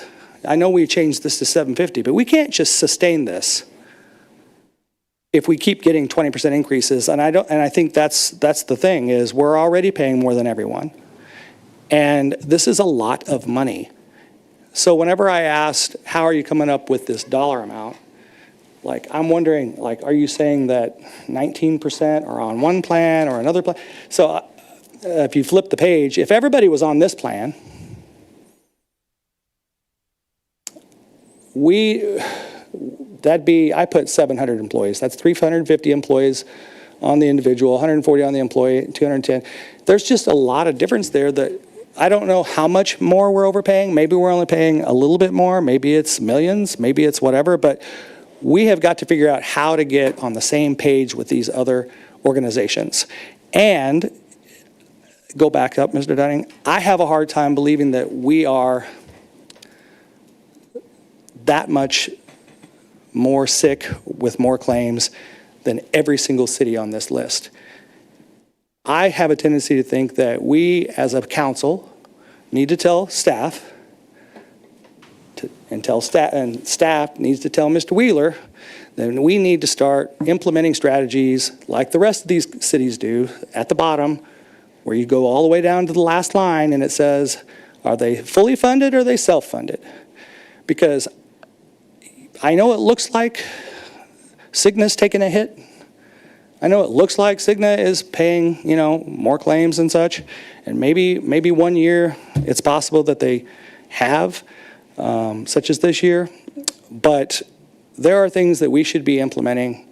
And we need to be a part of that decision on how aggressively and how much risk do we want to take so that we can get on the same page and be somewhere in the middle. I don't have to be at the top or the bottom, but if we're in the ball game, if we're in the ballpark, that's where we need to be. And we're not anywhere close to being in the ballpark. These claims, I saw you mentioned 3 of them, but I think in your other presentation, you showed that we had many more. Many other claims that are also affecting these rates. You're the expert. You're the one that knows that Cigna, if they have all our pharmacy, just like Councilmember Lovell was talking about, trying to, because he knows a bit about insurance, somehow Cigna's getting rebates. And if you're saying that there's just a little bit of margin in there, I'm having a hard time with that. I think the pharmacy is one thing that we need to be looking at. I think these other areas. So I'm going to give you a chance to address a couple things. So, I know I want council and staff and all our employees to know this can't be done in 1 year. The changes that we would make to start controlling our costs so that we can maintain really good benefits. Otherwise, it's got to come from somewhere. This is not sustainable. But it's going to have to be walk, crawl, crawl, walk, run. And right now, we're not even crawling, but we got to implement some measures that are level funded or some sort of, we could be doing things with Cigna right now if we were willing to assess the risk, with your help, assess the risk, and decide, do we want to take this type of risk into our own hands?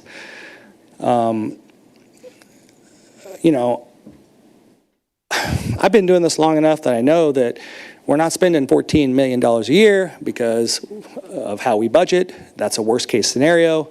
So we're under that. But I'm not okay with that when I see how much everybody else is paying per employee. So tell me about something like, what is a health reimbursement arrangement, HRA? Do we do anything like that? Can we do something like that in the future? Is that a good first step? Can you educate us? Could I zoom out and make a comment on Yeah, this absolutely. benchmarking? I think the first thing to understand is it was fascinating just to listen to about how to address storm sewers, drainage, et cetera, and piping. Healthcare is not piping. So a couple of these customers. All I said, Yeah. just want to make sure you need to be careful where you're going. I was talking about best practices. No, yes. That's all I said. I wasn't comparing stormwater to health insurance. I do know how complex this is. Yeah, I'm just making an analogy from that All right. standpoint. Just to say here is that a couple of these clients on this list, for instance, are ours. Spent some time just going through our self-funded data warehouse, because 2 of those clients are there and are, and just looked at 12 different municipalities. Okay. And this is the analogy, just around piping and buying something in volume where healthcare doesn't apply that way. The big difference between where this pricing is, the city of Lee Summit, yes, agree. It's the top of the chart price. In our book of business, it's actually the top of the chart price in municipalities, in everywhere I looked. And from Dallas to we had multiple, Arkansas, a ton of them. Here's what's not on this spreadsheet. The city of Lee Summit also had the worst, and this is not a negative comment, it's just from a demography's destiny when it comes to healthcare cost. So of our entire municipality book of business I was going through there, the city of Lee Summit had the highest subscriber or employee age and the highest average member age of any comparator. And that is, in any of that data, all you have to do is you go upstream in age, that age band expense is marching lockstep with age. So the biggest differential in this exhibit, in just comparing the premium pricing, is not whether it's on what the funding mechanism is per se, but it's the underlying reality of one of those. So one of these on this page, and I won't name the municipality, but it has a really cost-effective rate. Their literal member age on average in their population was 33. The city of Lee Summit is in the low to mid 40s, right? So literally almost a 10-year gap in average member age covered on the plan. So that is the biggest differential in the pricing gap that is in play in this particular exhibit. So I think that's the major call out in the small amount of time we had just to compare this rate chart, which I think is yes, it is a critical issue in how to manage expense going forward with the city, without a doubt. And it's the number one reality. Is there plan design differences on here? Sure, there is here or there. But demography is the biggest key. Health reimbursement accounts, are they a mechanism that can be used? Absolutely. You right now have HSA, or health savings accounts, that are utilized and that your employees can use on the high deductible health plan, which is a good tax favored account. HRAs are a different version of that. It becomes city money and not employee money, depending upon how you structure it. You can defray some more of the deductible if you want to for that. So you could structure a plan with a higher deductible, and then an employer can backfill with an HRA amount that may or may not be spent. So what it attempts to do is try to defray some premium pricing, if possible, by taking a deductible very high, but backfilling it with an HRA account. There can be some cost arbitrage in there. But And you have software that you can determine whether or not this is beneficial to us? Yeah, you can model out where the price point is, right? Because that applies in a premium type of scenario. You can say, I'm getting X dollars of credit to go from a $750 deductible to a $5,000 deductible, for instance. How much is offered that in premium? You can then backfill potentially an HRA to reduce employee exposure. The question is does that HRA cost more than the premiums? Are you doing that with staff, or because we're not part of those conversations, and I think it's time that we're a part of those conversations? HRA analysis has not been something that we have gone through as part of this particular process this year. It is a tactic that can be used, but absolutely from a staging standpoint, any of these concepts can be shared back through finance and budget, absolutely. Okay.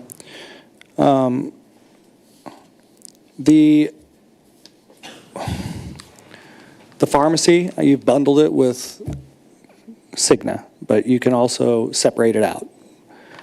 I think it sounds like in yesteryear it was cost effective to bundle it, but I'm having a hard time when we're paying so much per employee. I feel like we have to look at options of unbundling these and going out of, outside of. Does that make sense? Yes. Insured funnel, you don't have it, you have to bundle it with them. Yes. If self-funding, if taking risk, then yes. We basically, in our book of business, about half will keep it bundled in, half will carve out with a different vendor, right? Because you can deploy different concepts. This existing marketing effort, we understand from the bundled vendors what they would give back from the pharmacy rebates on a pass-through basis for what they quoted. Ultimately, if risk-taking is the prudent approach and game planning around it, then yes, and analyzing whether it's a bundled provider makes sense or a carve-out vendor, that's absolutely part of the self-funded pathway. In this particular instance, as we sat there in July and looked at the stop-loss marketplace, we had certainly the off-the-shelf bundled pricing and rebate programs from the self-funded marketplace. We did not then go gather a secondary because we know roughly how that's going to shake out. It didn't matter because of where the stop-loss was positioned at that juncture. We knew there was going to be some additional fractional savings likely if we wanted to adopt some of those aggressive programs, but it wasn't enough to offset where the stop-loss was. But absolutely, carve-out pharmacy makes complete sense on the self-funded chassis. We need to look at these types of things going forward, because when we take a 20% increase on top of our already high rate, because of our demography or because we had high claims, and you had mentioned some specific issues that are costly. We can't control for necessarily those, but we can be a part of the decision making. We can be a part of the strategy, and because this is just going, keeps going, and we're not doing anything to mitigate risk. That's what I always tell council that we are always trying to mitigate risk. We make our decisions. Staff brings us a decision. They're like, listen, here's the risk. Here's the pros and the cons. What route do you want to go? And that's what needs to happen with health insurance going forward, because we're not in the ballgame. And we have to figure out, and this is the key, is how do we get to a point where we could crawl or level fund in some ways, because I know we can't make the jump all in 1 year and become competitive with these other places. A lot of things would have to happen over the course of time, but also we just need to be addressing this every single year. We're still offering a rich plan. We're just paying for it, paying a lot. So the $750 deductible I can live with, because we're still well below our peers, even well below the max out of pocket, well below. So these are rich benefits for our employees. I'm just saying that council needs to know that we are paying for this in a way that we need to try to figure out how to mitigate for. And it's going to take involvement with the health broker, with our staff, and then getting finance and budget involved sooner and getting council involved sooner, because this is an emergency ordinance. And I can tell you this, they're not saying it, but they don't like it. We don't want emergency ordinances where we have to vote on something the night of. No elected body does. It upsets them. They feel hamstrung. They do not like it. Something has to change along those lines. I know that's not his fault, Mr. Dunning.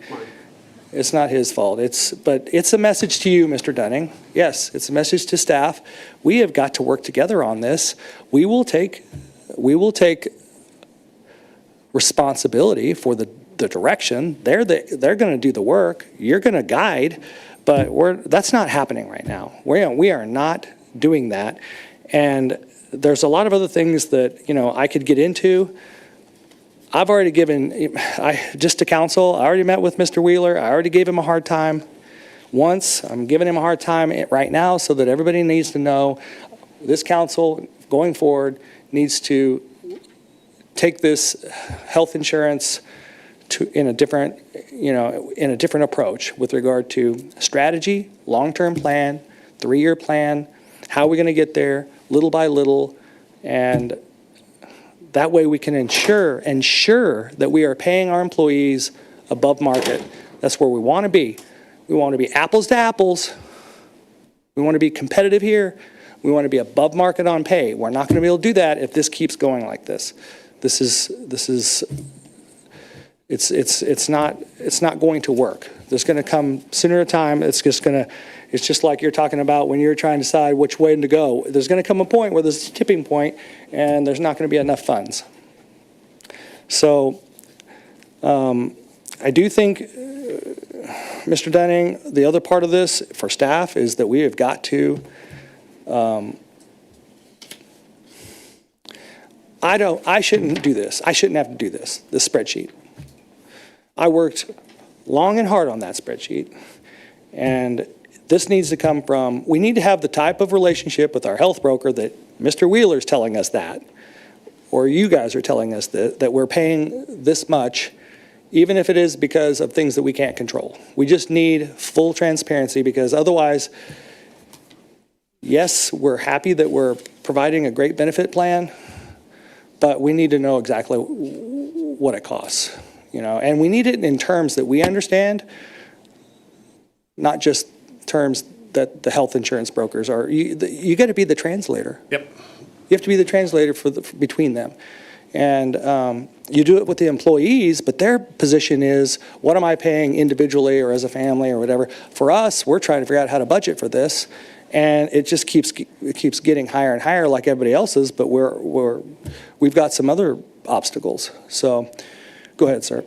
Well, I was going to say, fully acknowledge and accept, this feedback that you were providing, Mayor. And I think we got caught in a trap where we had locked in rates, right, leading up to this, and this just all was like a perfect storm for us. And so we failed to have these in-depth discussions as we were going along, right? So acknowledge that and totally acknowledge, yes, we need to start planning and we need to start grinding on what are we doing, what's the plan to move forward, and we would do that with finance and budget, and along with the pay and growth plan discussions too, because compensation goes with benefits, right? And as you mentioned, right, we want to be that employer of choice, and in order to do that, you have to provide these types of benefits and compensation. So. Okay, I have some other council members. I may have a couple more comments, but I have other council members that have been waiting. I apologize. Councilmember Pryor. Thank you, Mayor. Okay, so you did say 50% were on the high deductible plan, 50% of the employees, right? Okay. So I think that's important to note just with the chart. So this is only for the PPO. Do you ever have any examples of where cities possibly combine? Is that something that they do to have lower rates? There is a self-insured risk pool that some cities participate in if the pricing can make sense here or there. So that is a potential pathway. It's pooled risk, so it depends upon whether or not they would want to take on the risk, is generally the story. So getting in if the risk is high can be problematic, but it can be a way, again, if self-funded, to stabilize, because what you're experiencing now is an unstable event that is influencing where the baseline costs are.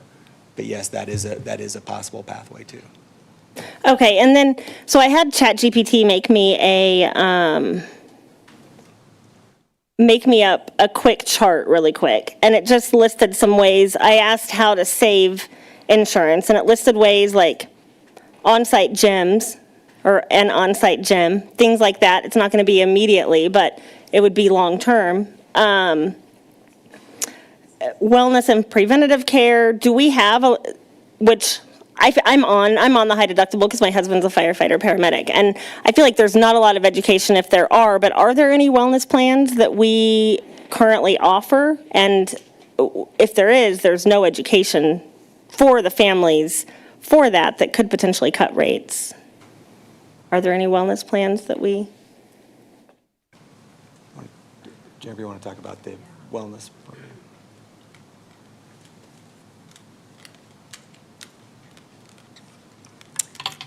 Mayor, Council, Jennifer Vargo, Human Resources Director. We do some wellness. We partner with Cigna. They offer wellness funds. Some of the things that I think that you're talking about, we are looking into doing some more of those things. Right now, we don't do a lot of in-depth. Okay, and it also mentioned, and I know that I've mentioned this several times, that I think it would be beneficial, but an on-site clinic. It says that's a great way to significantly reduce cost of insurance to both the corporation or to the city and the employee. It results in less ER visits, less urgent care visits. Are we still looking into that? Is that something we're still possibly considering? We've briefly discussed that. That is an option though, right? And that's one where recognize that every one of us as employees and our families play a part in this. And so that's where, if we were to pursue that, we'd want to have that input from our workforce on if we were to go that direction, would it be utilized? Is the juice worth the squeeze? I just feel like right now is the time to kind of be proactive versus reactive, and I feel like we're very much so in a reactive seat right now. So I would just like us to see, I would kind of playing off the mayor, I would like us to maybe be a little more proactive in looking at ways that we can possibly reduce the cost to the city while also not significantly raising it for the families. And I think that there's a lot of options out there that I would really like to explore further if we can. Agreed. Thank you. Thank you. Councilmember Lovell? Thanks, Mayor. I think a lot of those ideas are great. I know just from my previous experience, like a lot of wellness plans, though great in intent, don't always end up lowering rates or doing much, but I think anything to encourage wellness is always great. So I just think as I kind of look at this and trying to narrow this down, and Mr. Wheeler, I appreciate you kind of standing in the line of fire through all of this. I think you've done a great job of handling yourself and answering questions.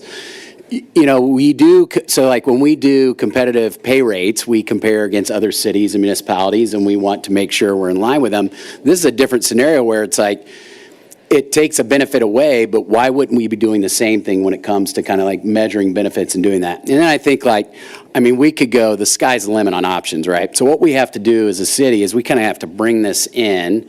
We have to get proactive with it as a broker. And I think honestly, I don't know if it's a task force, I don't know it's a committee, but the trouble with a committee is that all of that work, and you mentioned this, so I don't know how we accomplish this, but all that work's being done in the back without our insight or input into it, and it comes out and it's like, here are the three options, and quite frankly, the broker's beholden to what's being communicated to him on that side. And again, it's kind of like a line of demarcation where it says, we're independent, we're objective in this.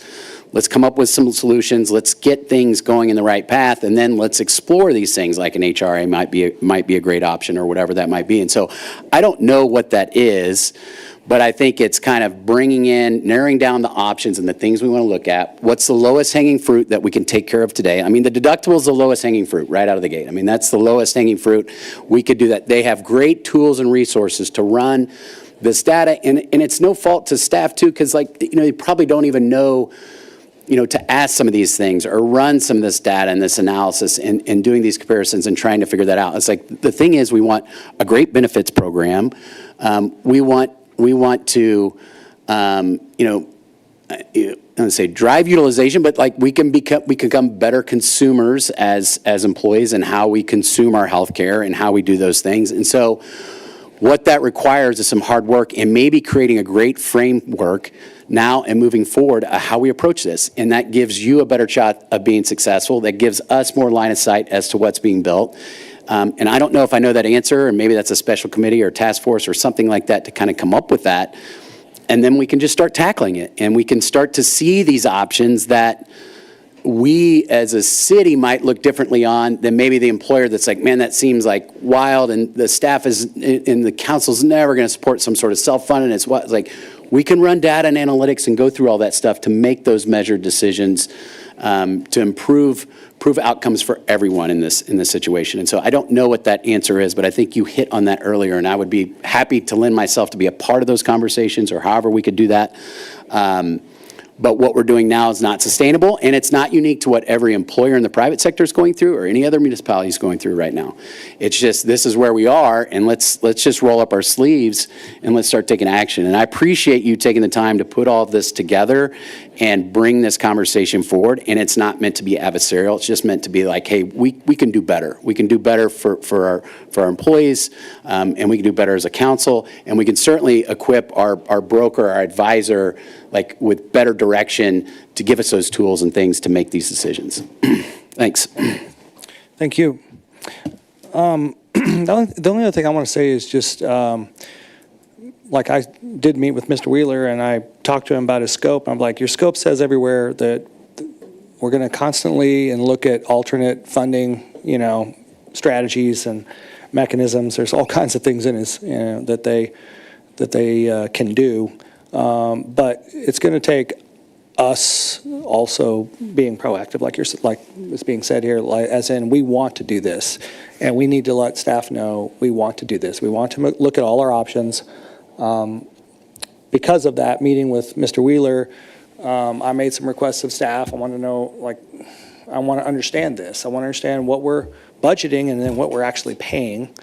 And then one of the things that Mr. Dunning sent me, if you don't mind sending it tomorrow to the staff, to the council. He got it from Mr., I always mess his name up, Stoyanov? Yeah. Just strategies for managing healthcare from the government perspective. And he sent me this, and I wasn't going to look at it because I've been looking at this stuff so much, but I went ahead and read through it. And it's just constantly, the whole half of it is all about analyzing risks in self-insurance. Premiums, fees, carve-outs, managing high-cost areas, institute stop-loss, use data to improve wellness programs. I mean, it's all out here, right in front of us. Staff knows where to, we just need to start acting on this. I mean, there's all kinds of stuff. There's just, if you all have time, when Mr. Dunning sends it tomorrow, just scan it, because it's everything we're talking about, but we all need to start working on it, from broker to staff to council. This is a major issue, and I just wanted to point it out tonight that we've got to figure this out. We've got to start taking steps. So I probably did wear everybody out. I warned them I was going to on this topic. But is there any other discussion or comments before we go? Sorry, Mr. Wheeler, for dragging you through all this, but it's a big step we need to take as a council. So, okay, well, we have an ordinance on the table, everyone, that I hijacked with, yeah. I don't think it's a resolution. I think it's an ordinance that got motioned by Councilmember Shields and seconded by Councilmember Hodges. Is there any other discussion or comments that you would like to make? This is an emergency ordinance. Are we going to read this twice, Mr. Dunning? Yes, you may. Okay. All right. All right. I'm not seeing any further comments, so please cast your vote. All votes are in. Please record the vote. It does pass unanimously. Councilmember Shields, would you please read for adoption? Thank you, Mayor, and I move for adoption of Bill number 25-173, an ordinance approving the calendar year 2026 Employee Benefits Program, approving agreements for services by and between the City of Lee Summit, Missouri, and Cigna Health and Life Insurance Company, Metropolitan Life Insurance Company, Hartford Life and Accident Insurance Company, CuraLink LLC, PNA Group, and Allstate Insurance Company, and authorizing the city manager to execute agreements and other documents as necessary to administer employee benefits for calendar year 2026 by and on behalf of the city, and containing an emergency clause. All right, thank you. We have a motion to adopt Bill number 25-173 by Councilmember Shields, seconded by Councilmember Hodges. Discussion? Please cast your vote. All votes are in. Please record the vote. It does pass and is adopted unanimously. Thank you. We're on Bill number 25-174, ordinances forwarded from committee. Councilmember Hodges, would you please read for second reading and then adoption afterwards? Yes. I move to second reading Bill number 25-174, an ordinance approving a Missouri Highways and Transportation Commission amendment to State Block Grant Agreement Amendment 2 for project number 23-109A-1 by and between the City of Lee Summit, Missouri, and the Missouri Highways and Transportation Commission for the construction of a GA terminal for the Kansas City Lee Summit Regional Airport between the City of Lee Summit, Missouri, and the Missouri Highways and Transportation Commission in the amount of $4,775,534, and authorizing the mayor to execute an agreement for the same for the City of Lee Summit, Missouri. Thank you. We have a motion to move to second reading Bill number 25-174 by Councilmember Hodges, seconded by Councilmember Carlisle. Discussion? Please cast your vote. All votes are in. Please record the vote. It moves to second reading unanimously. Councilmember Hodges, would you please? I move for adoption of Bill number 25-174, an ordinance approving a Missouri Highways and Transportation Commission amendment to State Block Grant Agreement Amendment 2 for project number 23-109A-1 by and between the City of Lee Summit, Missouri, and the Missouri Highways and Transportation Commission for the construction of a GA terminal for the Kansas City Lee Summit Regional Airport between the City of Lee Summit, Missouri, and the Missouri Highways and Transportation Commission in the amount of $4,775,534, and authorizing the mayor to execute an agreement for the same for the City of Lee Summit, Missouri. Yeah. Thank you. We have a motion to adopt Bill number 25-174 from Councilmember Hodges, seconded by Councilmember Shields. Discussion? Please cast your vote. Yeah, Mr. Dunning, I think, is asking me if we voted twice on the emergency ordinance, and we did. Yeah, we did. Didn't we? Yeah, I'm sure we did. Yep. All right. I need one more vote. Roll the tape 3 times. All votes are in. Please record the vote. This bill has been adopted. Thank you all. Councilmember Rader, would you please read Bill number 25-175? Thank you, Mayor. I move to second reading Bill number 25-175, an ordinance awarding the bid for project number 17932-172 for the LXT General Aviation Terminal Project to Civic Elite Contracting in the amount of $9,512,672.65, and authorizing the city manager to execute an agreement for the same for the City of Lee Summit, Missouri. Thank you. I have a motion to move to second reading Bill number 25-175 by Councilmember Rader, seconded by Mayor Pro Tem Lopez. Discussion? Seeing none, please cast your vote. All votes are in. Please record the vote. It does move forward unanimously. Councilmember Rader, would you please?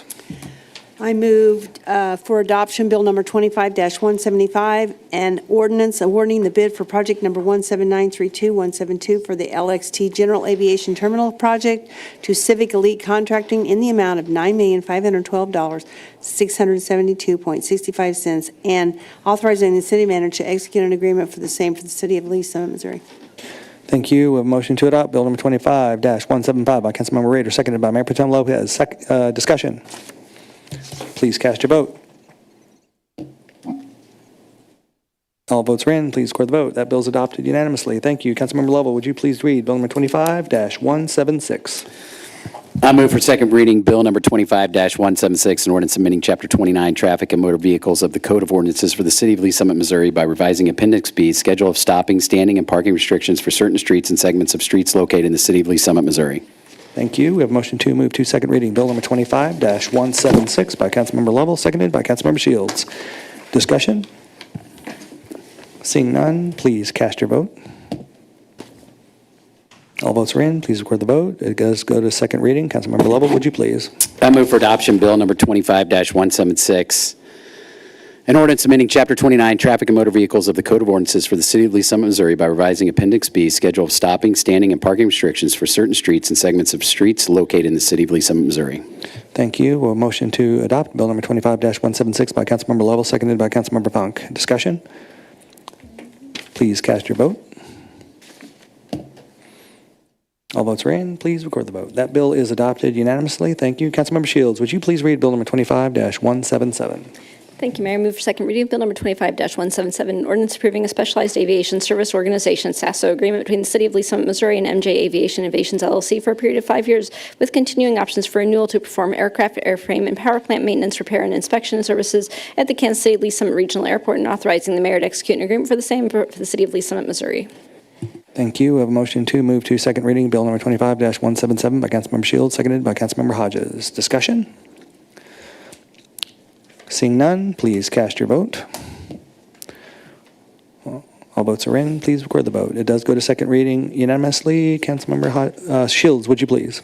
Thank you. I now move for adoption of Bill number 25-177, an ordinance approving a specialized aviation service organization, SASO, agreement between the City of Lee Summit, Missouri and MJ Aviation Innovations, LLC for a period of 5 years with continuing options for renewal to perform aircraft, airframe, and power plant maintenance, repair, and inspection services at the Kansas City Lee Summit Regional Airport, and authorizing the mayor to execute an agreement for the same for the City of Lee Summit, Missouri. Thank you. We have a motion to adopt Bill number 25-177 by Councilmember Shields, seconded by Councilmember Funk. Discussion? Please cast your vote. All votes are in. Please record the vote. That bill is adopted unanimously. Councilmember Carlisle, would you please read Bill number 25-178? Thank you, Mayor. I move Bill number 25-178, an ordinance approving a congestion mitigation and air quality agreement between the City of Lee Summit, Missouri and the Missouri Highways and Transportation Commission related to the public improvement project designated as federal project number CMAQ 3338. Shipment Road signal controller and detection within the city limits of Lee Summit, Missouri, and authorizing the mayor to execute the same for the City of Lee Summit, Missouri. Thank you. We have a motion to move to second reading Bill number 25-178 by Councilmember Carlisle, seconded by Councilmember Funk. Discussion? Seeing none, please cast your vote. Coffee. All votes are in. Please record the vote. It's unanimous. Councilmember Carlisle, would you please? And don't fall asleep this time. Okay, sorry. Thank you, Mayor. I now move Bill number 25-178, an ordinance approving a congestion mitigation and air quality agreement between the City of Lee Summit, Missouri and the Missouri Highways and Transportation Commission related to public improvements project designated as federal project number CMAQ 3338, Chipman Road signal controller and detection within the city limits of Lee Summit, Missouri, and authorizing the mayor to execute the same for the City of Lee Summit, Missouri be adopted. Thank you. We have a motion to adopt Bill number 25-178 by Councilmember Carlisle, seconded by Councilmember Hodges. Discussion? Please cast your vote.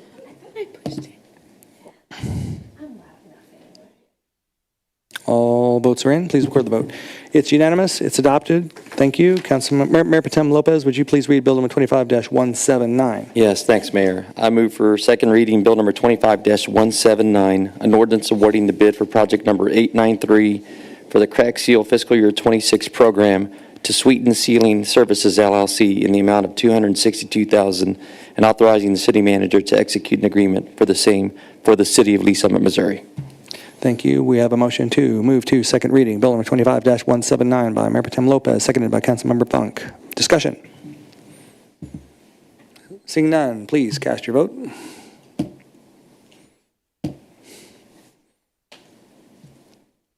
All votes are in. Please record the vote. It's 9-0 on that vote. Mayor Pro Tem Lopez, would you please? Yes, I now move for adoption of Bill number 25-179, an ordinance awarding the bid for project number 893 for the crack seal fiscal year 26 program to Sweetens Sealing Services LLC in the amount of $262,000 and authorizing the city manager to execute an agreement for the same for the City of Lee Summit, Missouri. Thank you. We have a motion to adopt Bill number 25-179 by Mayor Pro Tem Lopez, seconded by Councilmember Hodges. Discussion? Please cast your vote. All All votes are in. Please record the vote. That bill is adopted unanimously. Thank you. Councilmember Lovell, would you please read Bill number 25-180? I move for second reading Bill number 25-180, an ordinance amending Chapter 4, Alcoholic Beverages, Article 1, and General Section 4-1, definitions of the Code and Ordinances of the City of Lee Summit, Missouri. Thank you. We have a motion to move to second reading Bill number 25-180 by Councilmember Lovell, seconded by Councilmember Funk. Discussion. Seeing none, please cast your vote. All votes are in. Please record the vote. It's unanimous to second reading. Councilmember Lovell, would you please? I move for adoption Bill number 25-180, an ordinance amending Chapter 4, Alcoholic Beverages, Article 1, and General Section 4-1, definitions of the Code and Ordinances for the City of Lee Summit, Missouri. Thank you. We have a motion to adopt Bill number 25-180 by Councilmember Lovell, seconded by Councilmember Hodges. Discussion. Please cast your vote. All votes are in. Please record the vote. It's adopted unanimously. Thank you. We're going to go to proposed ordinances, first reading. Councilmember Pryor, would you please read Bill number 25-181?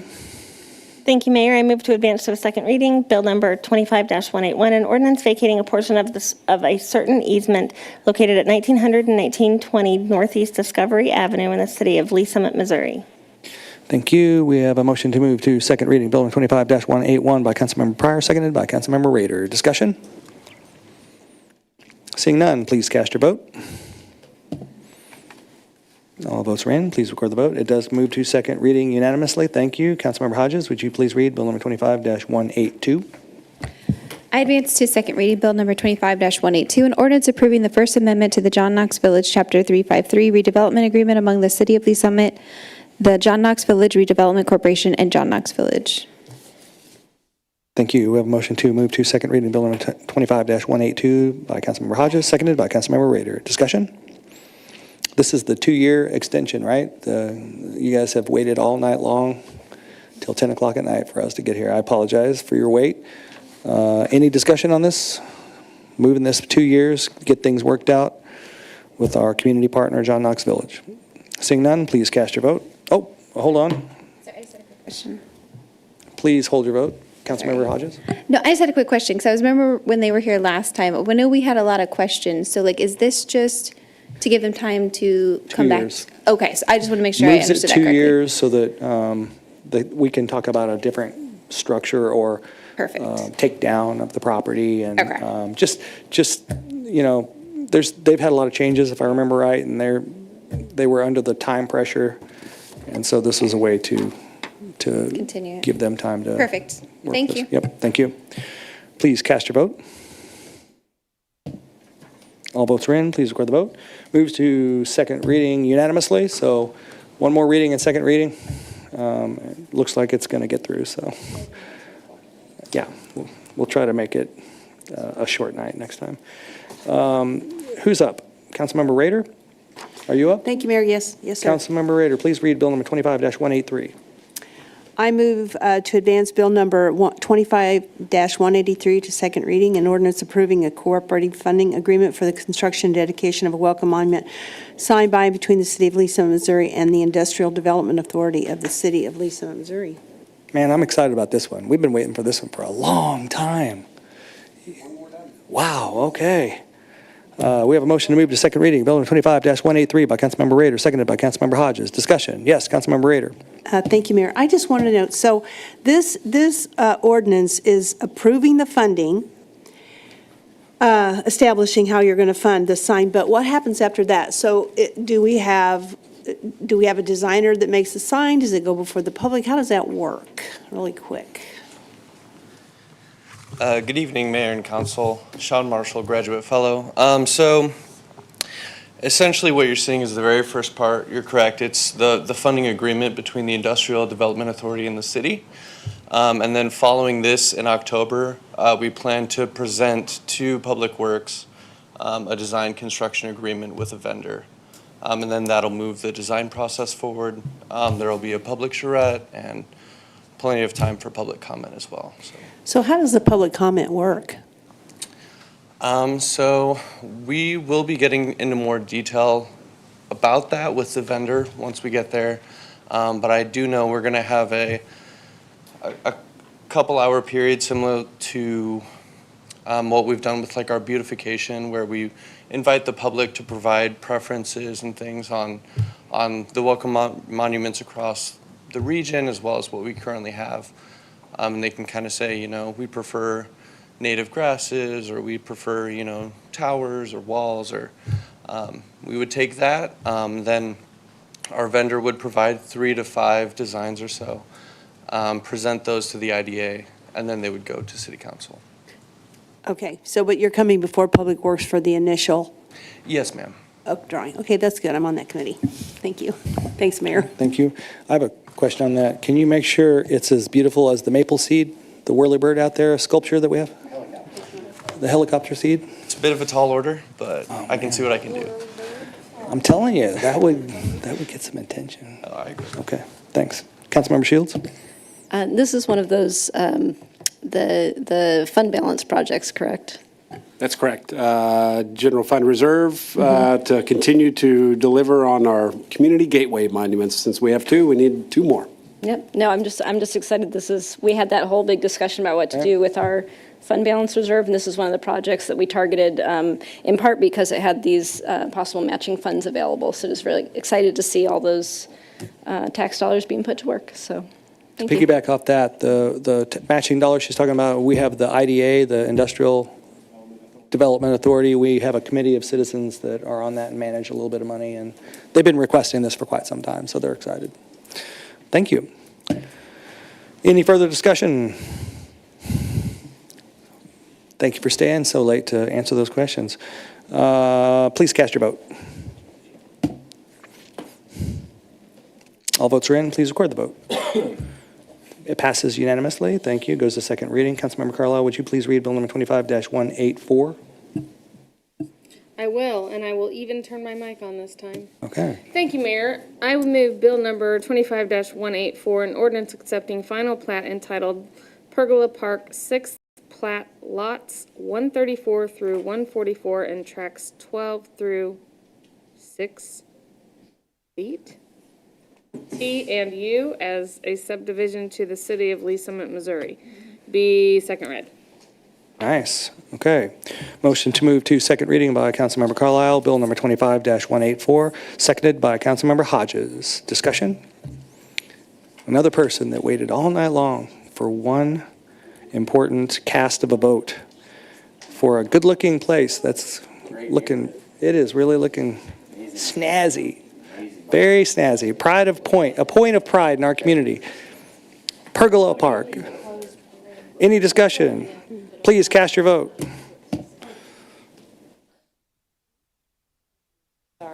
All votes are in. Imagine that. It's unanimous. All right. Thank you for sticking around. That goes to second reading. Councilmember Funk, would you please read Bill 25-185? Thank you, Mayor. I advance to second reading Bill number 25-185, an ordinance accepting final plat entitled Discovery Park Crossing, lots 1 through 9, and tracts A and B as a subdivision to the city of Lee Summit, Missouri. Thank you. We have a motion to move to second reading Bill number 25-185 by Councilmember Funk, seconded by Councilmember Hodges. Discussion. I don't even, is this like, which lots are these? I'll have to look this one up. Yeah, that's okay. I'll look it up later. I'm excited we're approving some plats there, though. Please cast your vote.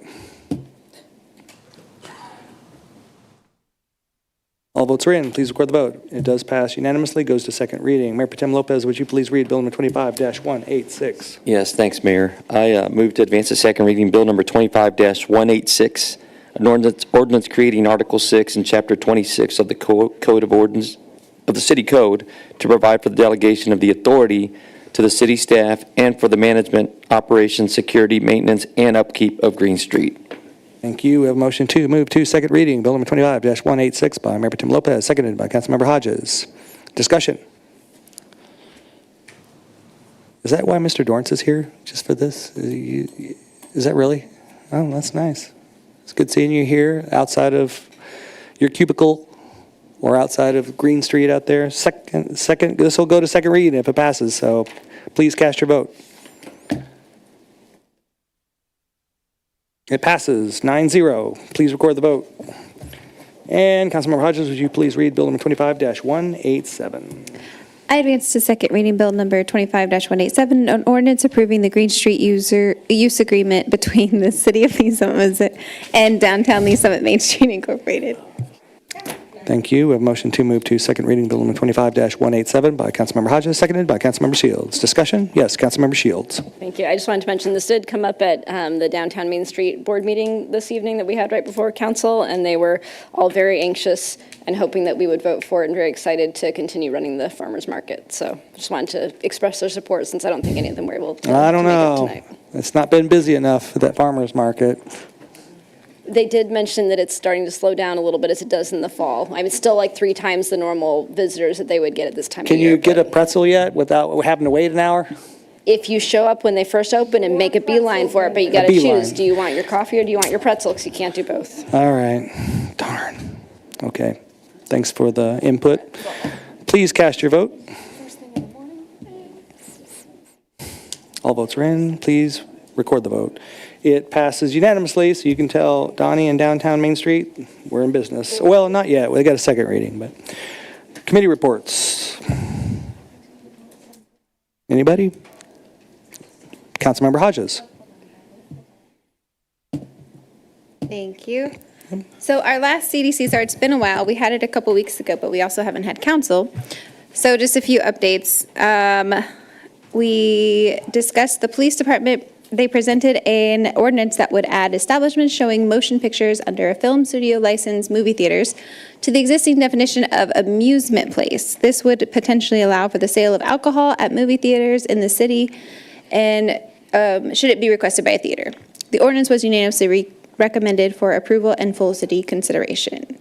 Something else we discussed, the Development Services Department considered an ordinance that would temporarily modify sections of the city code relating to block parties and parades during the World Cup tournament, city-sponsored, FIFA-sponsored events, and some legacy events would be exempted from these temporary prohibitions. The ordinance was unanimously recommended for approval and full council consideration. The item will be considered at the October 7th City Council agenda. The last thing, Development Services staff presented an informational item on Big Rocks housing, which included a host of potential UDO changes that could accelerate the production of housing and/or the diversity of housing typologies offered in certain zoning districts of the city. So CED provided direction to staff on the need for additional information, best practices had in neighboring jurisdictions, and guidance next steps. So staff will be returning to CDC for continued discussions on that item. That's all I got. All right, thank you. Councilmember Shields. Thank you, Mayor.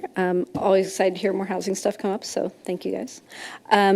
We had Lee Summit EDC, I believe, last week. Time is a flat circle, but they had good meeting. We're continuing to talk about strategic planning and putting together a working group for that. I believe Councilmember Lovell may be joining us for that strategic planning group, and hopefully we'll have the meeting scheduled for that figured out pretty soon. Still targeting getting a strategic plan update from them by the end of the year, but depending on how the timing goes, they might come to us and ask for an extension on that since they were supposed to have one done by December 31st. I just encourage them to come to us before the deadline and not after. Right. So, and then Finance and Budget is going to meet on October 6th at 4 o'clock in Chambers, and we won't have a meeting between now and then. So, thank you. Very good, excellent, and thank you.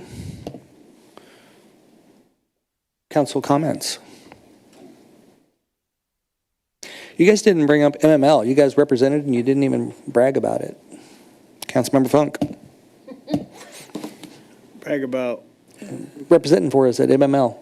I was sitting ready to push it, and I know we've been going a long time, and I know Mayor Pro Tem Lopez and Mr. Dunning would be glad to share the story with Chief Eden and Chief Snyder about how we had a steak dinner in the dark in the middle of a casino because we had no power and they left everybody in the building. But however, I just wanted to share that it was really a pretty cool experience at all the events to see all the other cities that admire Lee Summit and they want to be like Lee Summit. So it was a good trip. Thank you, Mayor. Thank you. Yeah, we need to come up with a slogan like that, some kind of coy little slogan. Oh, my goodness. It's getting late, I guess. Any other council comments? Staff roundtable. Thank you, Mayor. Tagging on to MML, it's part of that is educational sessions that are provided, and I want to highlight that Captain Murray provided an outstanding presentation on festival planning and safety, and highlighted our barricades and things of that nature and what we have going on in Lee Summit. So kudos to LSPD and Captain Murray for an excellent presentation there. I went and supported even though I knew all about it. Let's see. Ms. Hickman mentioned in the proclamation in her remarks something about Good Neighbor Week. I wanted to highlight some things that are on our website just to create an awareness. So she mentioned a meal down here at Green Street. That's on September 30th, which is a Tuesday evening at 6 p.m. Bring your dinner down. It's called Table Together Tuesday. Enjoy your meal on Green Street and interact with members of the community. So that's what that's all about.